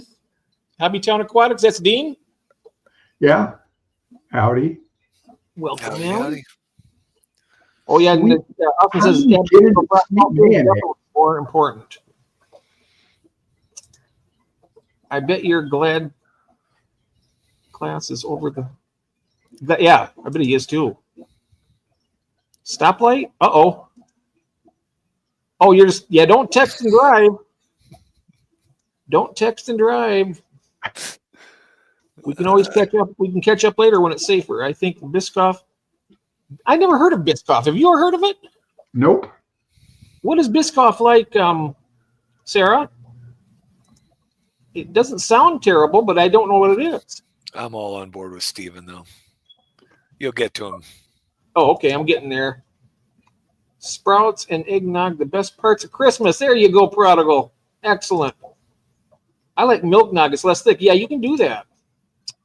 Eggnog equals imagine a friend handing you what you think is a milkshake, but instead ends the friendship. No, it wouldn't. No, it wouldn't. It would increase the. So okay, we got to ask Dean now because I don't think he's here for the poll we did the other day. Dean, do you like eggnog? We're doing a poll to see who likes it and who doesn't. I love it. I'd rather have chocolate. Mint chocolate chip. Oh, that would be good. Oh, that sounds good too. So is Biscoff like a heavy cream? Sounds like it might be. Yeah. In fact, Dean knows how to make it. He's a chef. Eggnog is a whole egg, vanilla, cream, milk, and a spirit. Well, the ones I have don't have the spirit in it, but you can add something to it, like Bailey's or, give that little mint flavor for Christmas if you want to do that. But I like it just out of the carton. They're cookies. Huh. Oh, the cookies they give you on planes. Ah, okay. I've had those. That's basically a shortbread cookie. I think. Never been on a plane. You never been on a plane? Nope. Really? Wow. I've been on a plane. Well, if you talk about going back and forth, probably about 10 times. Yeah. But it's not my favorite thing. I'd love to travel by a train, to be honest with you. That's my way of traveling. I love train. Sit back and relax. Don't got to worry about falling 50,000 feet to the ground. All that kind of stuff. Oh, wow, look at that. Chat. Big Steve, catch up on your chat. Oh, I'm catching up. Hey, Big Steve. Hey. Oh, thank you, sir. Thank you very much. Yeah. Thank you. Thanks so are we getting into the Bickies versus cookies? Is that what? Or am I in trouble now? With what? Bickies versus cookies. Oh, I think it's biscuits, but I'm being goofy here. Yeah. I don't think there's a comparison, is there? Steve Pelham. One starts with a B and the other starts with a C. Thank you very much, Big Steve. I appreciate that very much. Keep going. You're way behind. I am way behind. Yep. Awesome. Oh, Christine, thank you so much. Thank you. Thank you very much. Oh, that's so nice. God, you guys are so good to me. Yeah. Very good. Well, Garcia I became a sponsor. What does that mean? Thank you, Garcia Aquatics. That's the people that are getting their free memberships. Oh, Garcia, yes. And oh, I see. Okay. Oh, very cool. Bob Bravo, Gina's Reef. Oh, Gina. Garcia Aquatics, Renee DeQueer. Yeah, I've seen him before. Fish Dreams. Oh boy, keep going. GRB Aquatics. All right. Wow. Candy Overhauls. Yay. You got her in. Aquatic Moose. That sounds good, Prodigal. That's a great definition. Oh, nice. Thank you, and thank you very much, Christine. Thank you very much, Steve. Everybody, I thank you all for being here. My God, it's so nice. Biscuits and cookies are different things.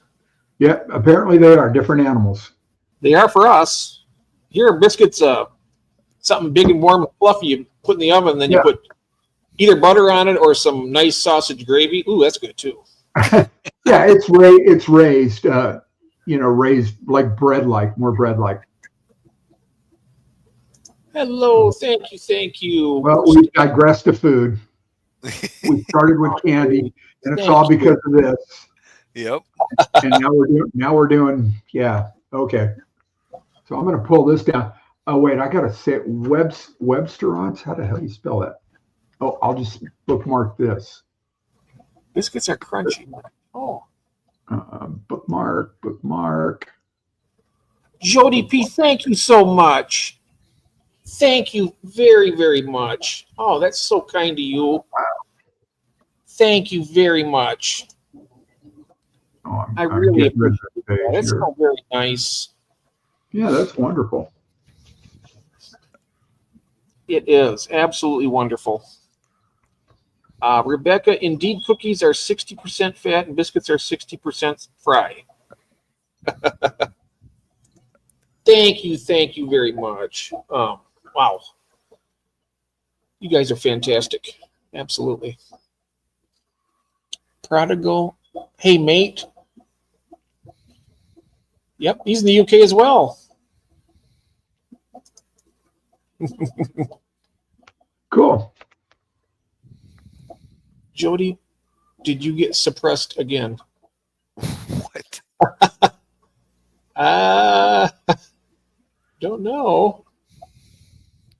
His thought counts. I think you got denied.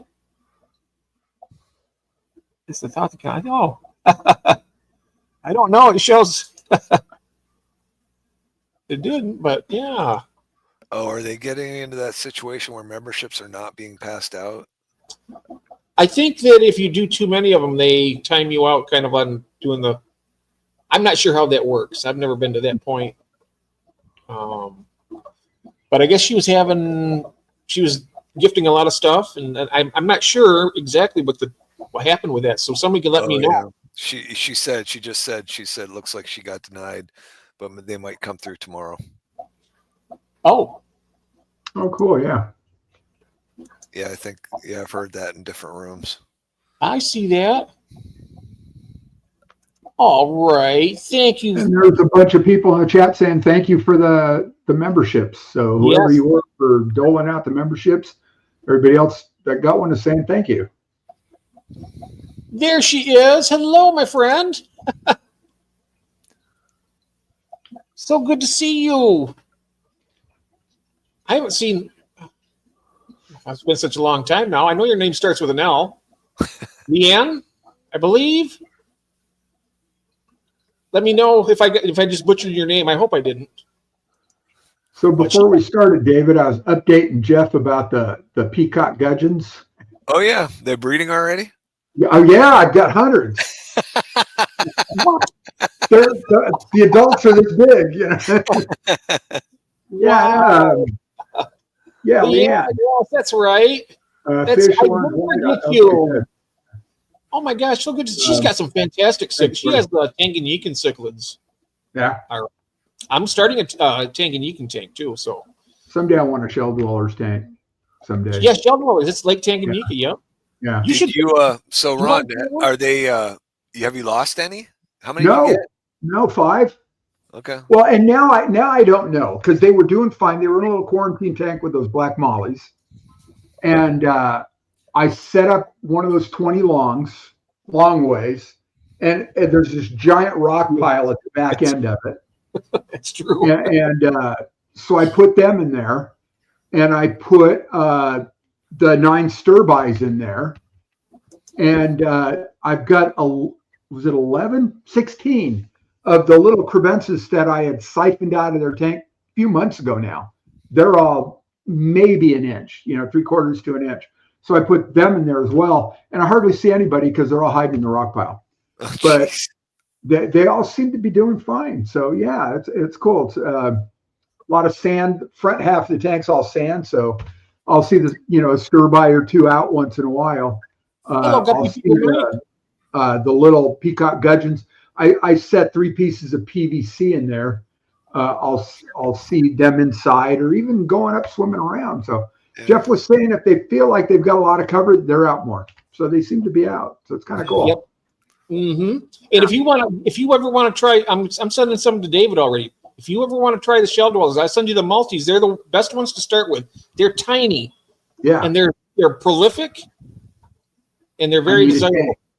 Yeah, I need a tank. If you had a 10-gallon tank, you'd have plenty of room.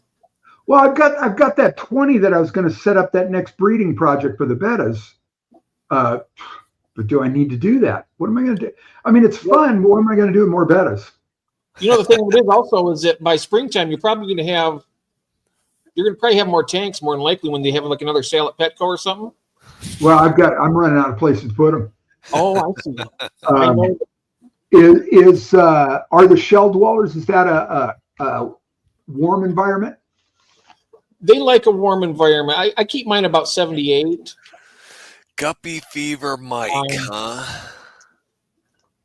And all you got to do for them is have. I would recommend getting like a bag of aragonite sand. It's like $10, like I think it's 10-pound bag. I think put it in a 10-gallon tank in some escargot shells. Whoops! I didn't touch anything. Is that a? Oh, he might have done that clicking on Guppy Fever Mike's channel here to sub. Oh, okay. You come on back in, David. I'll drop the link. I just clicked on that. I subbed, but Mike, you got to get some content up there, even a couple shorts. There he is. So you sub the hold. Fat fingers. You hit the wrong button. Yeah. Went over and subbed Guppy Fever Mike's room and nice. Hit the X. I will be doing that. In fact, let me go on my phone. I can do that right now. Aragonite aquarium sand. Yeah. Amazon. Oh, you want to get it from like Petco or something? It'd be cheaper. You get cheaper than Amazon? Yeah. Well, it's not free shipping from it. You'd have to go to the Petco store and get it. No, free delivery. Or is it free delivery? How much is it per bag? $14.23 for a 10-pound sack. Well, for free delivery, that's not too bad. Otherwise, you have to drive all the way to Petco and get it and come back. I'm not sure how far that is. Well, you it's can like just do a one-way trip. Yeah. Just do one-way trip. Just go out there and live there. Then you'll have space for tanks, Ron. You stay at I'll have all their tanks. Yep, you'll have all their tanks. Here's what we're doing, guys. We're all their tanks, all their diseases. Yeah, really. All their quarantines. Well, that'd change. And I got my sub into Guppy Fever Mike. Thank you so much, Guppy Fever Mike. All right. Yeah, about $1.40 a pound. Oh no, is that right? About $1.40 a pound seems to be. Well, you want to know what happened? And that I think it might have stemmed from here in Michigan. I was buying because I have it in almost all my tanks here, and I was going to Petco because they had it on sale for like $5.67 for a 10-pound bag. Okay. And so I bought a bunch of them. I stacked them up. And then somebody says, "Well, Jeff, where are you getting all your aragonite from?" And I told them.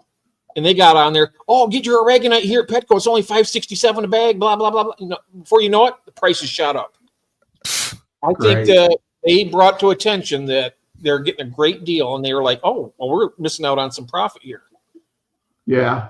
And then it shot up to like $9.99 plus per bag. Yep. What brand is yours? I'll just tell them I got them on Amazon. Yeah. What brand is yours? Carib Sea. Okay, there's two. Coraline. Oh, that's gravel number. And yeah, aragonite. It's $10.69 a bag at Petco. Okay, yeah. Yep, the Carib Sea. That's a really good type. And they love that. They'll move it all around. They'll rescape it every day. Right. So the whole tank is this aragonite? It's not mixed with other sand or? Just aragonite. Well, you could probably mix other sand with it, but the aragonite's good. It keeps the water more steady. pH-wise or what? Huh? Keeps it more steady. How so? It keeps the pH more steady. It keeps it up and holds it even better than, even if you already have hard water, it will fluctuate a little bit over time. It'll go, usually dips down a little bit. So I use that just to keep it, the higher the better. What pH are they comfortable?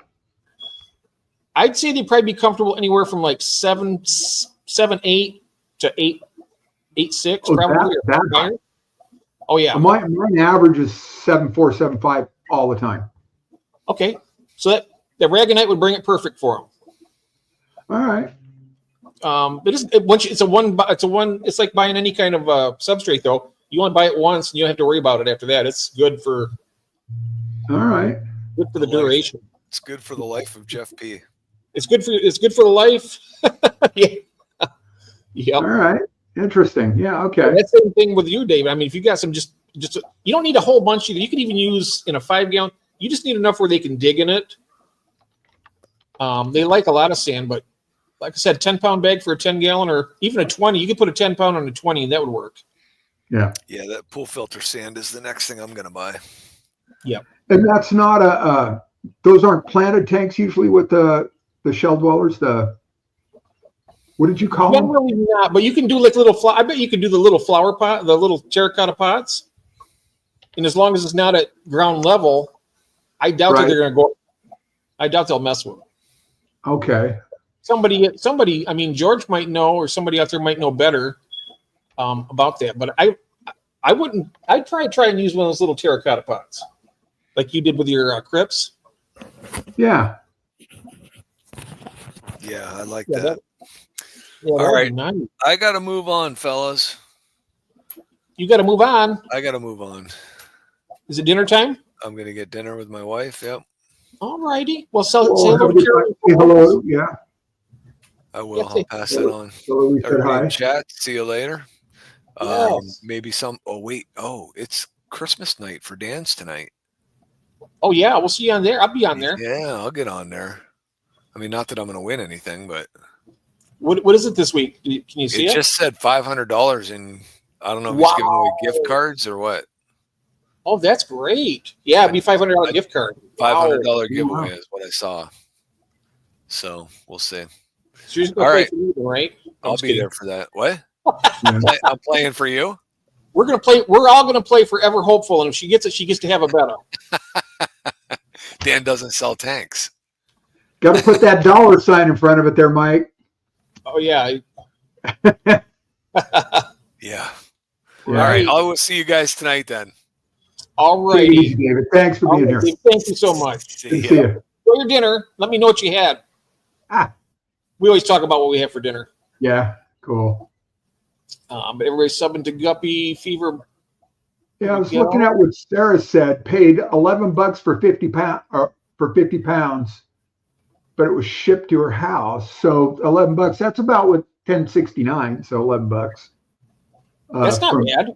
No, but they're not going to ship it. I don't think they will. That was. I think they will like $5 or something, $5.99 or something. Oh wow! PetSmart, 30 pounds for $30. That's $1 a pound. That's cheaper. Oh wow! $30 of aragonite sand? Yeah, it's their brand Top Fin Aragonite, Aragamax, Light Aquarium Sand. Oh, there you go. That's even better. Yeah. And then how much is that? It was $30 for 30 pounds, $1 a pound. And then the Carib Sea is $15 for 15 pounds, $1 a pound. Oh, that's not bad either. And I'm at PetSmart right now. And the great thing about those Maltese that I was telling you about, you don't have to worry about it. They're colony breeders. They just raise the babies up, and right. And the babies will help raise the new babies, and so on and so forth. I don't think they eat. If they eat any of the fry, it's very, very little. Very little. Yeah. Interesting. I've never seen one eat one yet. And yeah, interesting. So I would just need to set a tank up for that. If I would like to clear out the albino crebensis that I have, and I've got all the species. Oh, Latoya's here too. All the species I have. Hi, Latoya.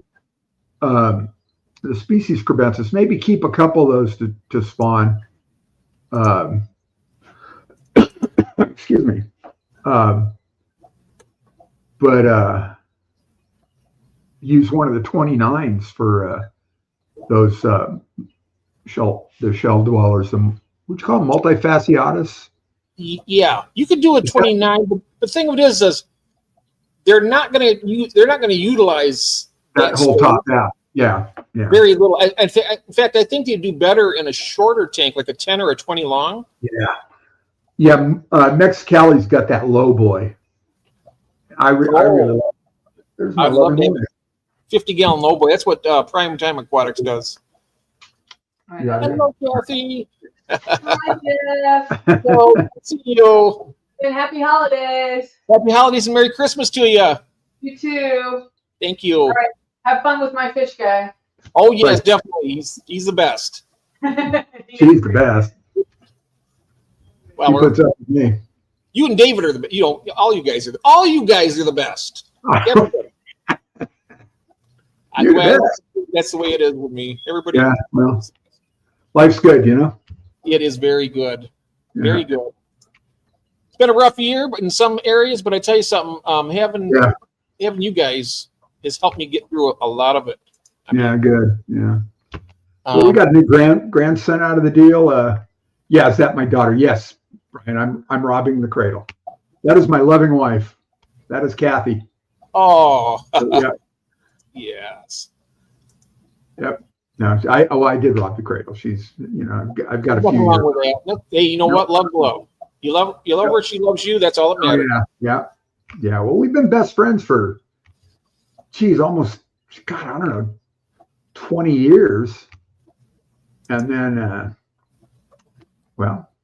one day, here we are. We'll be married 10 years next June, the end of June. Oh, what day in June is that? 27. 27th. I'm going to see if I can remember that. Me too. Oh, I know you'll I got an remember. alarm set for that one, so. Yeah. You want to know what though? It'll be 32 years in August. Nice. If I want to ask my wife right now, any given time during the year, she doesn't know the date. Yeah. She just doesn't. She's a registered genius with Michigan State University because that's where she went to school. She's really intelligent. She just doesn't have a good memory for dates of events. And there's a lot of people like that. So. And I'm just the opposite. I usually remember a lot of things. Like yeah. I have a hard time with dates. Also, I have reminders set up in my phone, and Kathy reminds me periodically of stuff. And hey, Ryan's in here. Hi, Ryan. And speaking of reminders, today I went out and dosed. I've got that rack of 20 gallons and on the bottom of the rack in the garage. And I've got that tank with wild type mollies. And there's red cherry shrimp in there.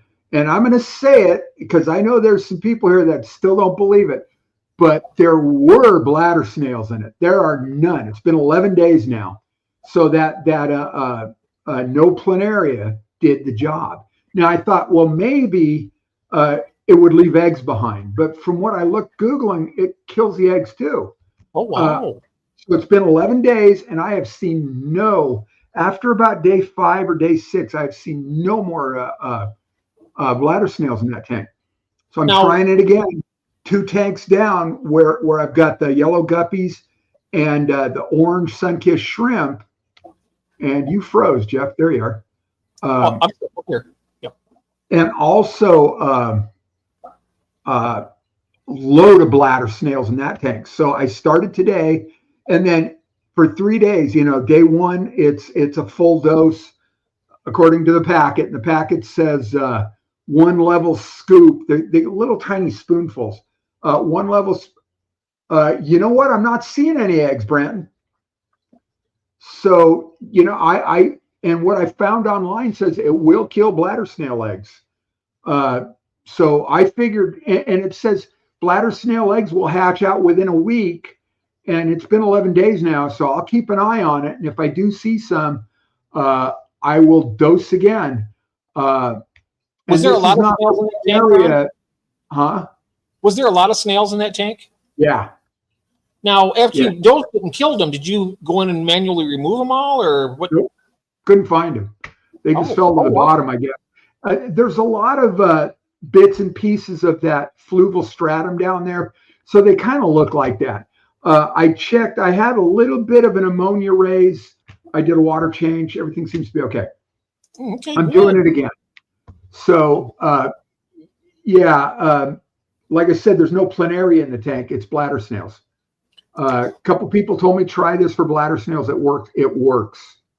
So it works. And again, I'm not seeing any fresh hatches snails. If there were, my computer crashed today and I get migraines too. So I know what you're talking about, Sarah. Oh, wow. but I'm trying it again in another tank, 2 tanks over.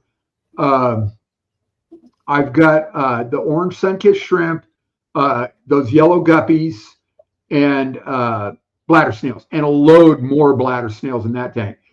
So day one, use one level scoop per 50 liters. Turns out it's 1.5 scoops for 20 gallons. Perfect. And then day two, half of that amount. So it'd be 3/4 of a scoop. And then day three, half again of that amount. So it'd be 3/8 of a scoop. And I set an alarm so I don't forget. So I did it 3 days in a row. And so far, that is just doing the trick.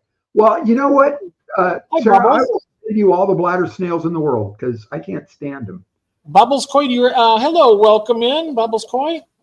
I'm going to check and make sure. I am here to tell you that stuff does the trick. If you follow the instructions, that stuff does the trick. So, yeah, at least so far. I am already subscribed to Bubbles Coy. That's right. Yeah, so she said the bladder snails are the best at. Those are good. Also, I found out the ramshorn are good at eating the little dead parts. Yeah. And I think so do New York carrigan, and I would rather have those around than the snails.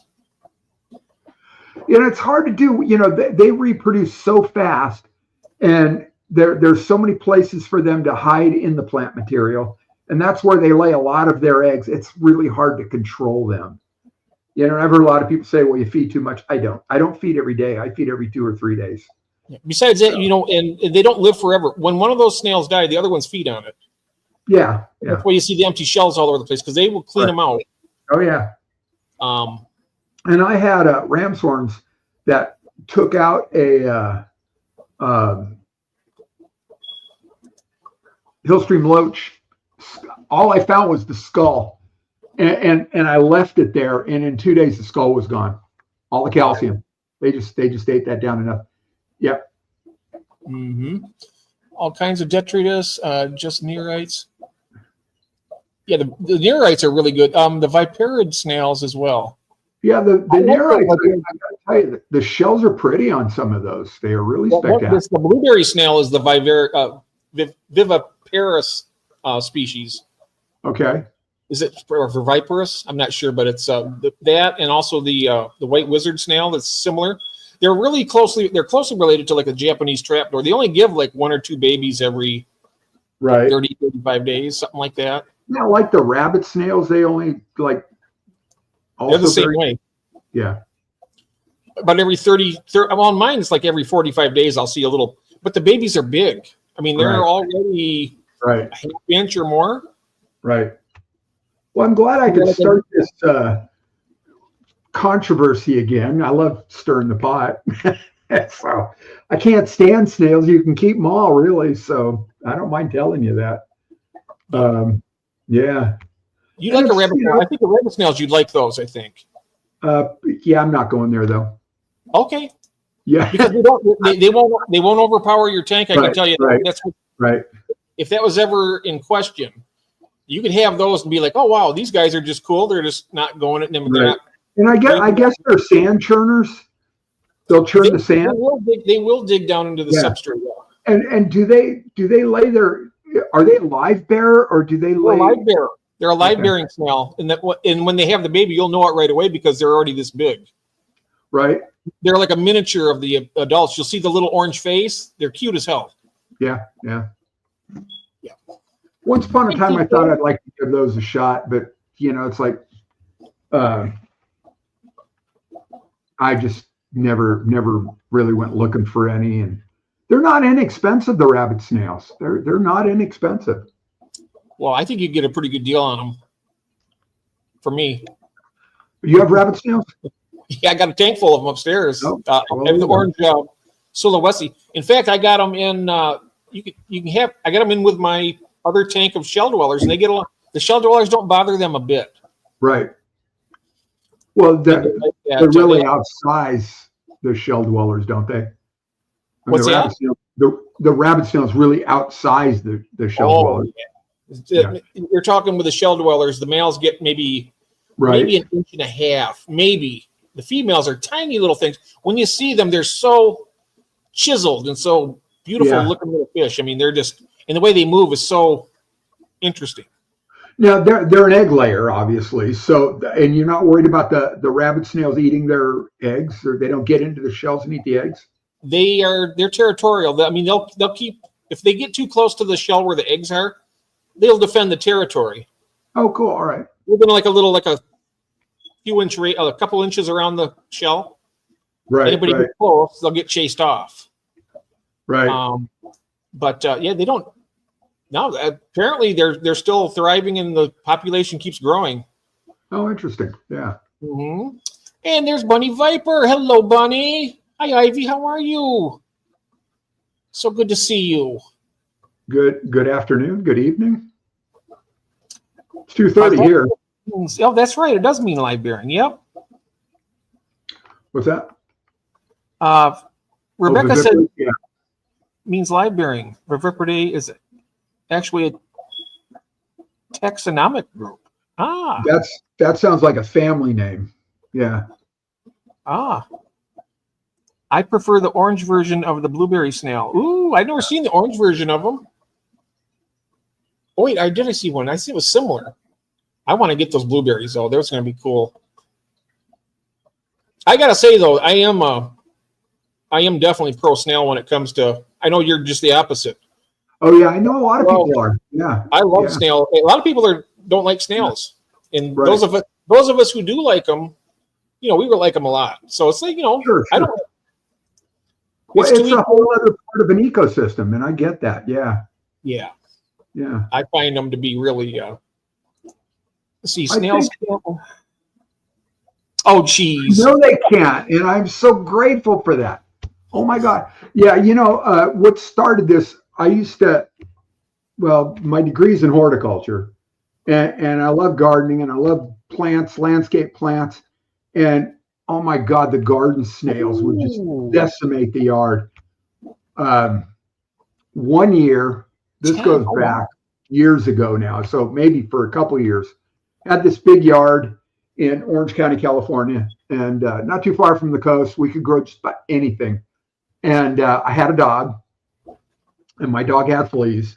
So I would fog the house, bathe the dog, spray the yard. And in spraying the yard, I eventually killed off all these little brown ground beetles. And these ground beetles would eat snail eggs and small snails, right? They'd kill the small snails and eat them. The big ones were pretty safe. They're the European brown garden snail. They're pretty big garden snail. They're real common. They're probably all over most of the country. So in doing so, I really upset the balance of the yard by killing off those beetles. So one year we start getting a really rainy winter, and I come home one day and I look, and I've got all these long strap-like bulb-like plants, the long strap-like leaves covered with snails that the rain would drive them up, to get out of, because the ground's so saturated, drive them up. So I started picking snails and filling Ziploc, the 1 gallon Ziploc bags, drop them in the trash. I must have picked, I don't know, maybe 10 or 12 of those Ziploc bags full. And over the course of, like maybe, I don't know, a month or so, they just destroyed the yard. And it took me a while to get it back from all the damage. And so then, before I started picking, I put some snail bait down, and the yard smelled like low tide with all the dead snails. Oh, wow. So then I started picking them, just to get rid of the damn thing. So I am not a fan. But they were ruining your yard, though. It's grass, and they were ruining it. Yeah, well, all the perennial plants, all the flowering perennial plants, and I had quite a nice yard. Oh, wow. Yeah. So I do. Yeah, those are that kind of snail I probably wouldn't like, but the ones in the tanks, I do. Yeah. Oh, I see here that Roxanne says the ghost wizard snails give birth to 10 at a time in the substrate. I saw that. Yeah. That's cool. I mean, I actually like that better than just the 1 or 2, because I'd like to raise them up and maybe put them on eBay or something, because they do sell. Yeah, and that's I was looking for if I can find it. Snails are epic. I love them too, Rebecca. Yes. Oh, here we go. If you find something, go and bring it up here. Well, There's Benny saying hello to Christine. I'm not sure this works. Yep, I do too, Latoya. Yep. What's that? Latoya says I have rabbit snails. Yeah. Let me see. We can go through this real quick. This is a total sidebar. All right, here we go. All right, there it is. So this is my old front yard in Orange County. I'm just going to fly through this. All right. Okay. Are they changing? They are changing, aren't they? Okay, good. Yeah, yeah. So I grew bananas. Oh, wow. This was the parkway along the street. Beautiful. That was my cat, Samantha. Oh. Oh, never mind. That's out of a tent. That was, I was on a photography website for a long time called JPEG Mag, and everybody posts photos and everything. And somebody started this thing called Saturday Shots. I was looking back towards the house. And so these were every Saturday, a different shot in the yard. And one Saturday I was camping. So it was a Saturday shot outside my tent. And the other Saturday I was in Virginia. So that was looking across somebody's swimming pool. So just a bunch of different shots. So I like to garden, and over the course of a whole year. So we didn't get a lot of seasonality going on, obviously, but a lot of nice growth there anyway. Yeah. A lot of change, a lot of different stuff. But I miss this yard. Yeah, it's beautiful. You now you're in the desert. Where you're at now is it mostly sand and yeah, it's the desert? soil. Yeah, here we had a really, really nice loamy soil. And there it was there it's really nice loamy soil. Here it's just a sand pile. And then here, it's in the desert here, it's 120 degrees in the summertime. So 120? Yeah. Nice. Not uncommon. And there's winter, that vine just kind of fell apart. So yeah, just a lot of changes. That was kind of a panorama across the front yard. So But that's dry heat though, where you're at. I mean, it's. Oh yeah. Very, very rarely do we get any humidity. See here, it gets miserable. It gets like 95 degrees with like 80% humidity, and it's just horrid. Yeah, one rainy outside, day we got there. Yeah. You're drenched within about 3 or 4 steps. You get out there, it's just, you can almost drink the water. It's so thick. Yeah. It was. I like that one. Anyway, yeah. Thanks. Oh, no problem. That was a beautiful yard. Thanks. I miss it. I really miss it. So I just haven't got into I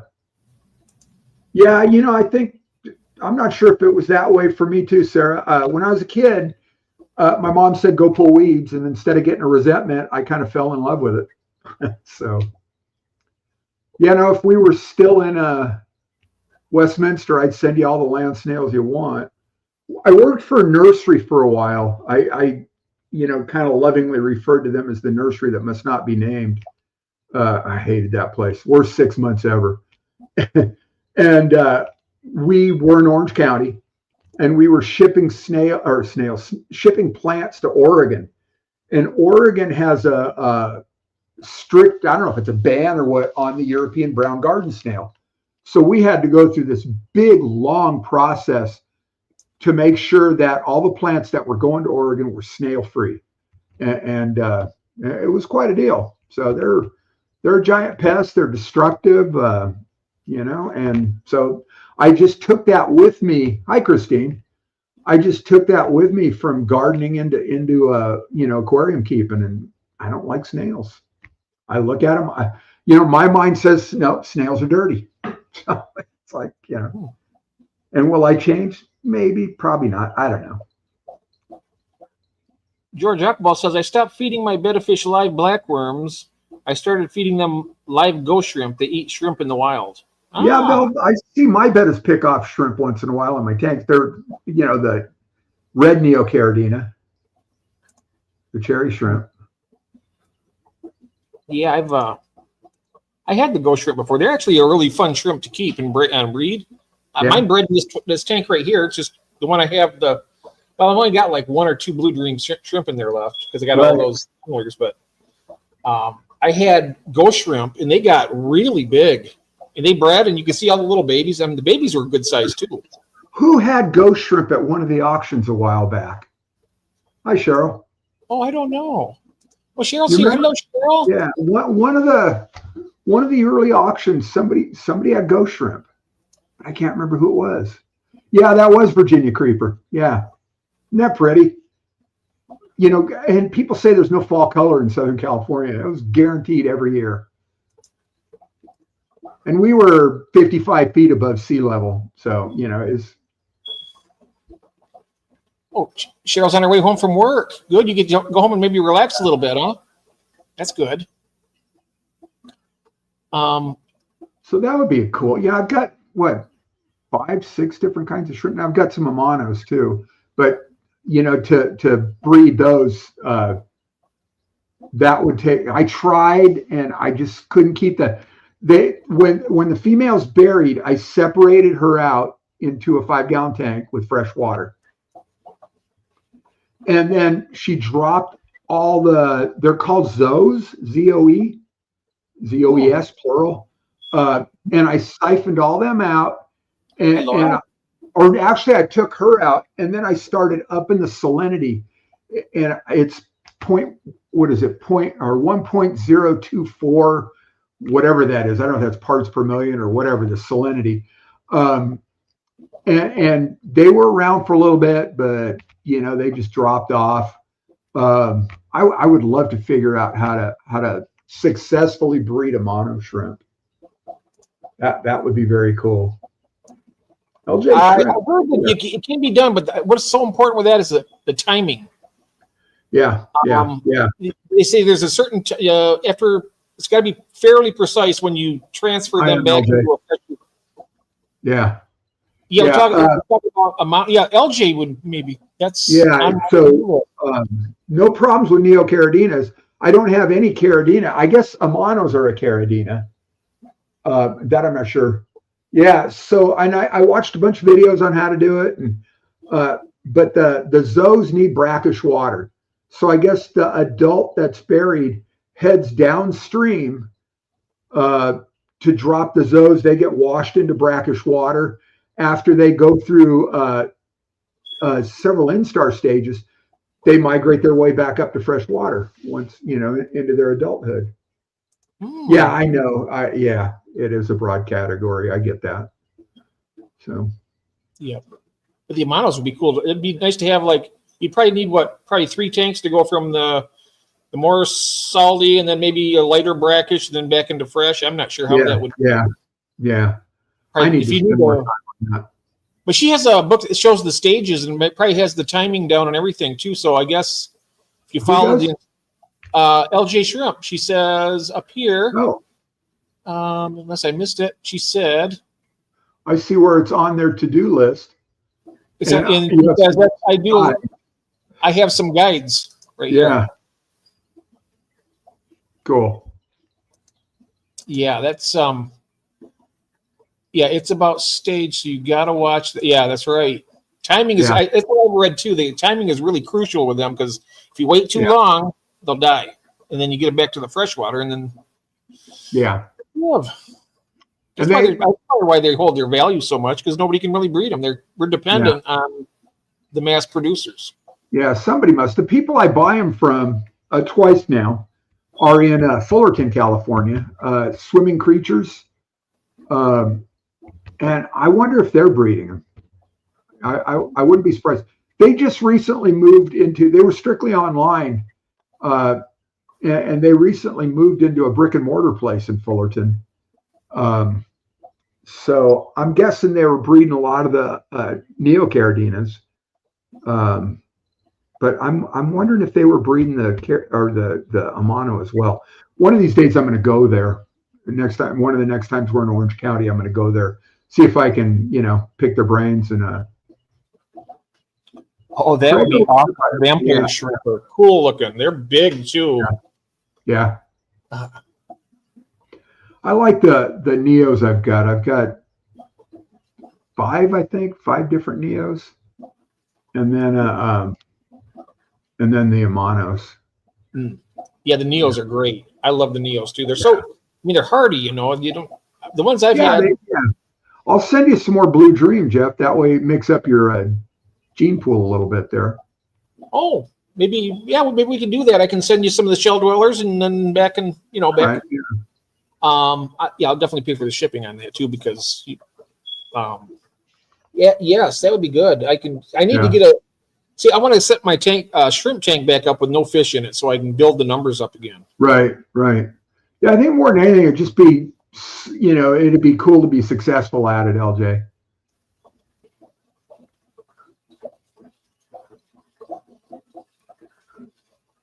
Support your local independent LFS and look after your critters. Yep. Yes. Yeah, agreed. That's something I have not been doing. I have not visited my locals. There's 2 of them in quite a while. I got to go do that. Avatar Aquatics had a tutorial I want to try for Romano. Avatar Aquatics on YouTube. I found a couple. I wonder if they were one of them. It might be.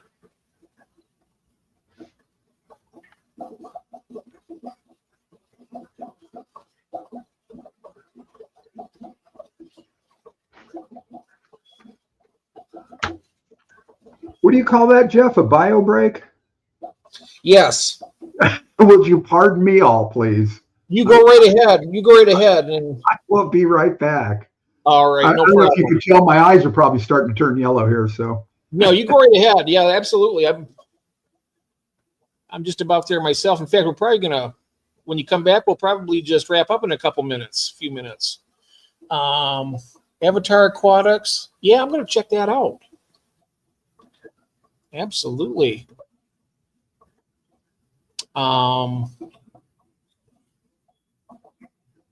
Yeah. Excuse me 1 second. Hello.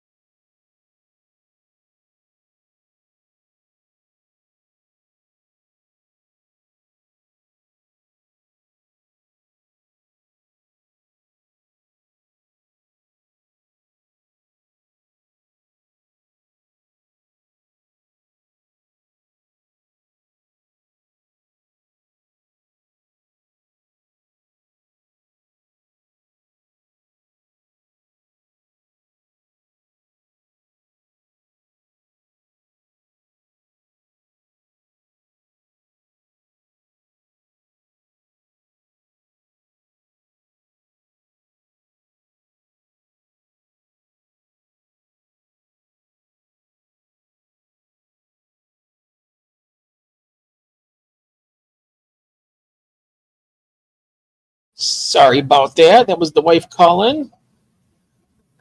I already have phytoplankton culture going to feed them. Oh, nice. Hawaiian shrimp have zoo babies too. So cool to watch. Oh, wow. They start out as shrimp with no legs and kind of float around. That's interesting.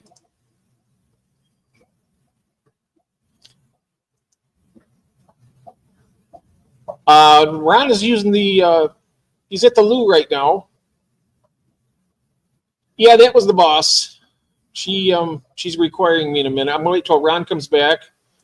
And that's all right. And probably need to wrap it up here.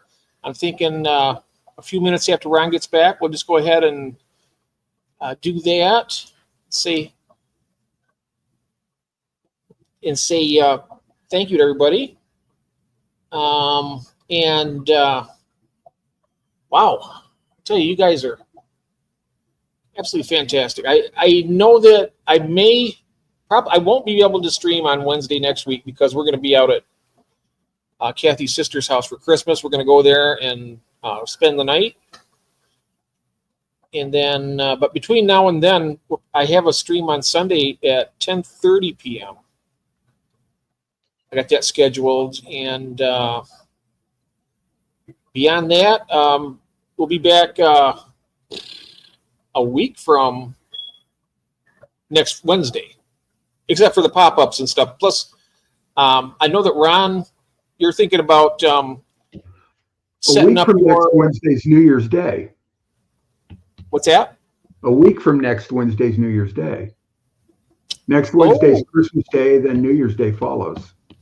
Yeah, I wouldn't mind doing. I could do that. Sure. Because I'm not going to be hungover. From New Year's Eve, I won't be hungover. Yeah, maybe a food overdose, but that'd be about it. And I may try and do a stream on Tuesday. Yeah. Right. So that'd be Christmas Eve. That'd be awesome. If you're available too, then we can do that. I'm there. I'm with you. Yeah. Absolutely. That sounds good. Yeah. We could have we could do like I'll bring some Christmas treats down, and I mean, not that I can share them with everybody. I wish I could. Sounds like fun. Have a nice little Christmas party, Yeah. Christmas tree. Yeah. Everybody bring your favorite, beverage and food, snacks and whatever. Yes. And we can all hang out and be merry or festive, whatever. Be jolly. Jolly. Yep, absolutely. Right. So the wife just called me, so I need to wrap it up. And I want to say thank you to Ron. I want to thank everybody out there. Everyone, thank you all very much. Thank you for all the good memberships you guys did. And thank you guys, everybody. So wonderful. I just love you guys so much. Thank you very, very much. Yeah. And if you don't see you on Sunday or sometime before, I'll see you we'll meet tomorrow on Tuesday on Ron's. Yeah. Christmas and Eve. If we don't, happy Christmas, everybody. So yes, Merry Christmas. Merry Christmas. And have a wonderful rest of your week. Thanks for being here. See you soon. All right. That's right. And Christmas Eve is my wonderful friend Christine's birthday. That's right. Oh, no kidding. Oh, wow. Yes. All right. Yeah. That's right. So we can have you know what? We should have her up with us on her birthday. We could do that. Yeah. Would that be nice? Yeah. Nice. All right. All right, David. Thank you very much. Thank you, Ron, again. Thank you. Everybody stay warm, stay safe. Feeling better too. Yeah, me too. Thanks. Yeah. I'm so glad of that. All right. Thanks, everyone.